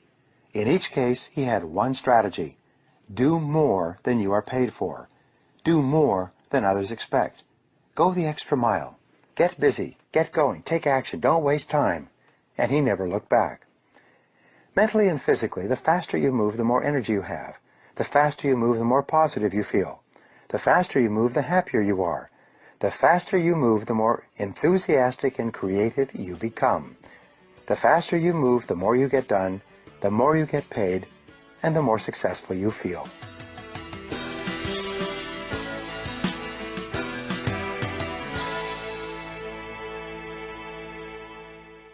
Chapter 20. Persist until you succeed. Every great success in your life will represent a triumph of persistence. Your ability to decide what you want, to begin and then to persist through all obstacles and difficulties until you achieve your goals is the critical determinant of your success. And the flip side of persistence is courage. Perhaps the greatest challenge you will ever face in life is the conquest of fear and the development of the habit of courage. Winston Churchill once wrote, "Courage is rightly considered the foremost of the virtues, for upon it all others depend." Fear is and always has been the greatest enemy of mankind. When Franklin D. Roosevelt said, "The only thing we have to fear is fear itself," he was saying that the emotion of fear, rather than the reality of what we fear, is what causes us anxiety, stress, and unhappiness. When you develop the habit of courage and unshakable self-confidence, a whole new world of possibilities opens up for you. Just think, what would you dare to dream, or be, or do, if you weren't afraid of anything in the whole world? The starting point in overcoming fear and developing courage is, first of all, to look at the factors that predispose us toward being afraid. As we know, the root source of fear is childhood conditioning, usually destructive criticism from one or both parents, that causes us to experience two types of fear. These are, first of all, the fear of failure, which causes us to think, I can't. And second, the fear of rejection, which causes us to think, I have to. Because of these fears, we become preoccupied with the fears of losing our money, or our time, or our emotional investment in a relationship. We become hypersensitive to the opinions and possible criticisms of others, sometimes to the point where we're afraid to do anything that anyone else might disapprove of. Our fears tend to paralyze us, holding us back from taking constructive action in the direction of our dreams and goals. We hesitate. We become indecisive. We procrastinate. We make excuses and find reasons to delay. And finally, we feel frustrated, caught in the double bind of, I have to, but I can't, or I can't, but I have to. Fear can be caused by ignorance. When we have limited information, we may be tense and insecure about the outcome of our actions. Ignorance causes us to fear change, to fear the unknown, and to avoid trying anything new or different. But the reverse is also true. The very act of gathering more information and experience in a particular area gives us more courage and confidence in that area. There are parts of your life where you have no fear at all because you have mastered that area, like driving a car, like skiing or selling and managing. Because of your knowledge and experience, you feel completely capable of handling whatever happens. You have no fears. Another factor that causes us fear is illness or fatigue. When we are tired or unwell, when we are not physically fit, we are more predisposed to fear and doubt than when we are feeling healthy and happy and energetic. Sometimes you can totally change your attitude towards yourself and your potential by getting a good night's sleep or taking a vacation long enough to completely recharge your mental and emotional batteries. Rest and relaxation build courage and confidence as much as any other factors. Here's an important point. All intelligent people are afraid of something. It is normal and natural to be concerned about your physical, emotional, and financial survival. The courageous person is not a person who is unafraid. As Mark Twain said, courage is resistance to fear, mastery of fear, not absence of fear. It is not whether or not you are afraid. We are all afraid. The question is, how do you deal with the fear? The courageous person is simply one who goes forward in spite of the fear. And here is something else I have learned. When you confront your fears and move toward what you are afraid of, your fears diminish, while at the same time your self-esteem and self-confidence increases. However, when you avoid the thing you fear, your fears grow until they begin to control every aspect of your life. And as your fears increase, your self-esteem, your self-confidence, and your self-respect diminish accordingly. As the actor Glenn Ford once said, "If you do not do the thing you fear, the fear controls your life." Once we have recognized the factors that can cause fear, the next step in overcoming fear is to sit down and take the time to objectively identify, define, and analyze our own personal fears. At the top of a clean sheet of paper, write the question, what am I afraid of? Begin filling out your list of fears by writing down everything, major and minor, over which you experience any anxiety. Start with the most common fears, the fears of failure or loss, and the fears of rejection or criticism. Some people, dominated by the fear of failure, invest an enormous amount of energy justifying or covering up their mistakes. They cannot deal with the idea of making a mistake. Others, preoccupied by the fear of rejection, are so sensitive to how they appear to others that they seem to have no ability to take independent action at all. Until they are absolutely certain that someone else will approve, they refrain from doing anything. Once you've made a list of every fear that you think may be affecting your thinking and your behavior, organize the items in order of importance.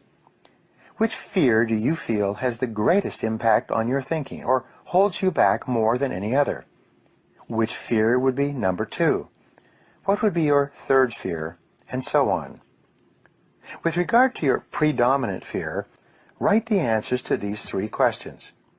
Number 1, how does this fear hold me back in life? Number 2, how does this fear help me? Or how has it helped me in the past? And number 3, what would be my payoff for eliminating this fear? Some years ago, I went through this exercise and concluded that my biggest fear was the fear of poverty. I was afraid of not having enough money, being broke, perhaps even being destitute. I knew that this fear had originated during my childhood because my parents, who grew up during the Depression, had continually worried about money. My fear was reinforced when I was broke at various times during my 20s. I could objectively assess the origins of this fear, but it still had a strong hold on me. Even when I had sufficient money for all my needs, this fear was always there. So my answer to the first question, how does this fear hold me back, was that it caused me to be anxious about taking risks with money. It caused me to play it safe with regard to employment, and it caused me to choose security over opportunity. My answer to the second question, how does this fear help me, was that in order to escape the fear of poverty, I had developed the habit of working much longer and harder than the average person. I was more ambitious and determined. I took much more time to study and learn about the various ways that money could be made and invested. The fear of poverty was, in effect, driving me toward financial independence.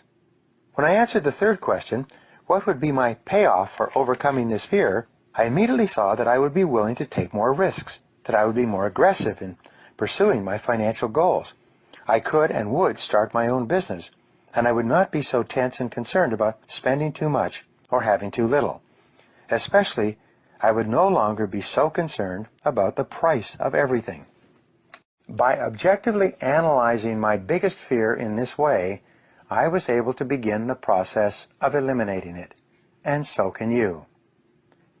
You can begin the process of developing courage and eliminating fear by engaging in actions consistent with the behaviors of courage and self-confidence. Anything that you practice over and over eventually becomes a new habit. You develop courage by behaving courageously whenever courage is called for. Here are some of the activities you can practice to develop the habit of courage. The first and most important kind of courage is the courage to begin, to launch, to step out in faith. This is the courage to try something new or different, to move out of your comfort zone with no guarantee of success. Dr. Robert Ronstadt of Babson College taught entrepreneurship for many years. He conducted a study of those who took his class and found that only 10% actually started their own businesses and became successful later in life. He could only find one quality that the successful graduates had in common. It was their willingness to actually start their own businesses as opposed to continually talking about it. He discovered the corridor principles that I spoke about earlier. As these individuals moved forward toward their goals, as though proceeding down a corridor, doors opened to them that they would not have seen if they had not been in forward motion. It turned out that the graduates of his entrepreneurship course who had done nothing with what they had learned were still waiting for things to be just right before they began. They were unwilling to launch themselves down the corridor of uncertainty until they could somehow be assured that they would be successful, something which never occurred. The future belongs to the risk-takers, not the security seekers. Life is perverse in the sense that the more you seek security, the less of it you have. But the more you seek opportunity, the more likely it is that you will achieve the security that you desire. Whenever you feel fear or anxiety, and you need to bolster your courage to persist in the face of obstacles and setbacks, switch your attention to your goals. Create a clear mental picture of the person that you would like to be, performing the way you would like to perform. There's nothing wrong with thoughts of fear as long as you temper them with thoughts of courage and self-reliance. Whatever you dwell upon grows, so be careful. The mastery of fear and the development of courage are essential prerequisites for a happy, successful life. With a commitment to acquire the habit of courage, you will eventually reach the point where your fears no longer play a major role in your decision-making. You will set big, challenging, exciting goals, and you'll have the confidence of knowing that you can attain them. You will be able to face every situation with calmness and self-assurance. And the key is courage. What if you could sit down with one of the most successful men or women in our society and learn from him or her all the lessons that he or she had taken a lifetime to gather? Do you think that would help you to be more successful? What if you could sit down with 100 of the most successful men and women who ever lived and learn from their rules, their lessons, and their secrets of success? Would that help you to be more successful in your own life? What if you could sit down over time with more than 1,000 highly successful men and women? How about 2,000 or 3,000? Your answer is probably that spending time with these extremely successful men and women, learning what they learned in order to achieve their goals, would be of great help to you. The truth is, however, that all of this advice and input would do you no good at all unless you took some specific action on what you had learned. If learning about success was all that it took to do great things with your life, then your success would be guaranteed. The bookstores are full of self-help books, each one of them loaded with ideas that you can use to be more successful. The fact is, however, that all of the best advice in the world will only help you if you can motivate yourself to take persistent, continuous action in the direction of your goals until you succeed. The probable result of your reading the ideas in this book has been that you have made some specific decisions about things that you are going to do more of and things that you're going to do less of. You've set certain goals for yourself in different areas of your life, and you have made resolutions that you are determined to follow through on. The most important question for your future now is simply, will you do what you have resolved to do? The most important single quality for success is self-discipline. Self-discipline means that you have the ability within yourself, based on your strength of character and willpower, to do what you should do, when you should do it, whether you feel like it or not. Character is the ability to follow through on a resolution after the enthusiasm with which the resolution was made has passed. It is not what you learn that is decisive for your future. It is whether or not you can put your head down and discipline yourself to pay the price over and over until you finally obtain your objective. You need self-discipline in order to set your goals and make plans for their accomplishment. You need self-discipline to continually revise and upgrade your plans with new information. You need self-discipline to use your time well and to always concentrate on the one thing, the most important thing that you need to do at the moment. You need self-discipline to invest in yourself every day, to build yourself up personally and professionally, to learn what you need to learn in order to enjoy the success of which you are capable. You need self-discipline to delay gratification, to save your money, and to organize your finances so that you can achieve financial independence in the course of your working lifetime. You need self-discipline to keep your thoughts on your goals and dreams, and to keep them off of your doubts and fears. You need self-discipline to respond positively and constructively in the face of every difficulty. Perhaps the most important demonstration of self-discipline is your level of persistence when the going gets tough. Persistence is self-discipline in action. Persistence is the true measure of individual human character. Your persistence is, in fact, your real measure of your belief in yourself and your ability to succeed. Each time that you persist in the face of adversity and disappointment, you build up the habit of persistence. You build pride, power, and self-esteem into your character and your personality. You become stronger and more resolute.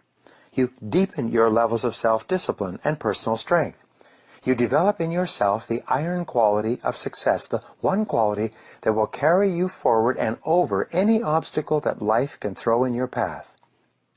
Successful people and entrepreneurs are all characterized by indomitable willpower and unshakable persistence. Here's a story for you. In 1895, America was in the grip of a terrible depression. A man living in the Midwest lost his hotel in the midst of this depression and decided to write a book to motivate and inspire others to persist and carry on in spite of the difficulties facing the nation. His name was Orison Swett Marden. He took a room above a livery stable, and for an entire year he worked night and day writing a book, which he entitled Pushing to the Front. Late one evening he finally finished the last page of his book, written by hand, and being tired and hungry, he went down the street to a small cafe for dinner. While he was gone for an hour, the livery stable caught on fire, and by the time he got back, his entire manuscript, more than 800 pages, had been destroyed by the flames. Nonetheless, drawing on his inner resources, he sat down and spent another year writing the book over again from scratch. When the book was finished, he offered it to various publishers, but no one seemed to be interested in a motivational book with the country in such a depression and unemployment so high. He then moved to Chicago and took another job. One day he mentioned this manuscript to a friend of his who happened to know a publisher. The book, Pushing to the Front, was subsequently published and became the runaway bestseller in the nation. Pushing to the Front was acclaimed by the leading business people and politicians in America as being the book that brought America into the 20th century. It exerted an enormous impact on the minds of decision-makers throughout the country and became the greatest single classic in all of personal development. People like Henry Ford, Thomas Edison, Harvey Firestone, and J.P. Morgan all read this book and were inspired by it. Orison Swett Marden says in his book that there are two essential requirements for success. The first is get-to-itiveness, and the second is stick-to-itiveness. Just like Confucius said more than 4,000 years ago, our greatest glory is not in never falling, but in rising every time we fall. Elbert Hubbard wrote, "There is no failure except in no longer trying. There is no defeat except from within, no really insurmountable barrier save our own inherent weakness of purpose." All of these successful men had learned how critical the quality of persistence is in achieving great goals and objectives. Successful men and women are hallmarked by their incredible persistence, by their refusal to quit, no matter what the external circumstances. The one quality that absolutely guarantees success in business, in financial accumulation, and in life is this indomitable willpower and the willingness to stick at it when everything in you wants to stop and rest or go back and do something else. Disappointments and adversity are normal and natural, unavoidable parts of life. No matter how well you organize yourself and your activities, you will experience countless disappointments, setbacks, obstacles, and adversity over the course of your life. And the higher and more challenging the goals you set for yourself, the more disappointment and adversity you will experience. This is the paradox. It is impossible for us to evolve and grow and develop to our full potentials except to the degree to which we face adversity and learn from it. All of the great lessons of life come as the result of setbacks and temporary defeats which we have done our utmost to avoid. Adversity therefore comes unbidden, in spite of our best efforts. And yet, without it, we cannot grow into the kind of people who are capable of scaling the heights and achieving great goals. Throughout history, great thinkers have reflected on this paradox and have concluded that adversity is the test that you must pass on the path to accomplishing anything worthwhile. Herodotus, the Greek philosopher, said, "Adversity has the effect of drawing out strength and qualities of a man that would have lain dormant in its absence." The very best qualities of strength, courage, character, and persistence are brought out in you when you face your greatest challenges and you respond to them positively and constructively. Everyone faces difficulties every step of the way.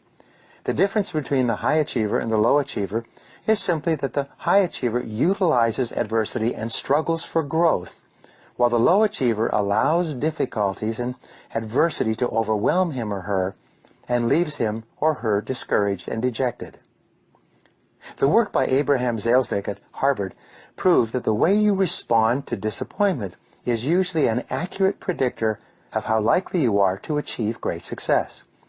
If you respond to disappointment by learning the very most from it, and then by putting it behind you and pressing forward, you are very likely to accomplish great things in the course of your life. There's another remarkable discovery. Your greatest success almost invariably comes one step beyond where everything inside of you says to quit. Men and women throughout history have been amazed to find that their great breakthroughs came about as a result of persisting in the face of all disappointment and all evidence to the contrary. This final act of persistence, which is often called the persistence test, seems to precede great achievements of all kinds. H. Ross Perot, who started EDP Industries with $1,000 and who built it into a fortune of almost $3 billion, is one of the most successful self-made entrepreneurs in American history. He said this, "Most people give up just when they are about to achieve success. They quit on the 1-yard line.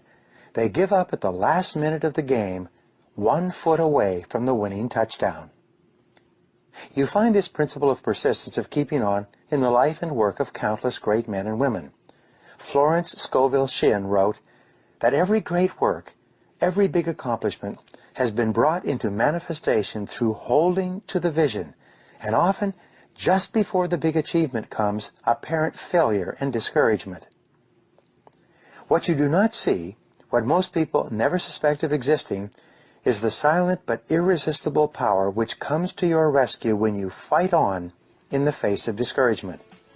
The power to hold on in spite of everything, to endure. This is the winner's quality.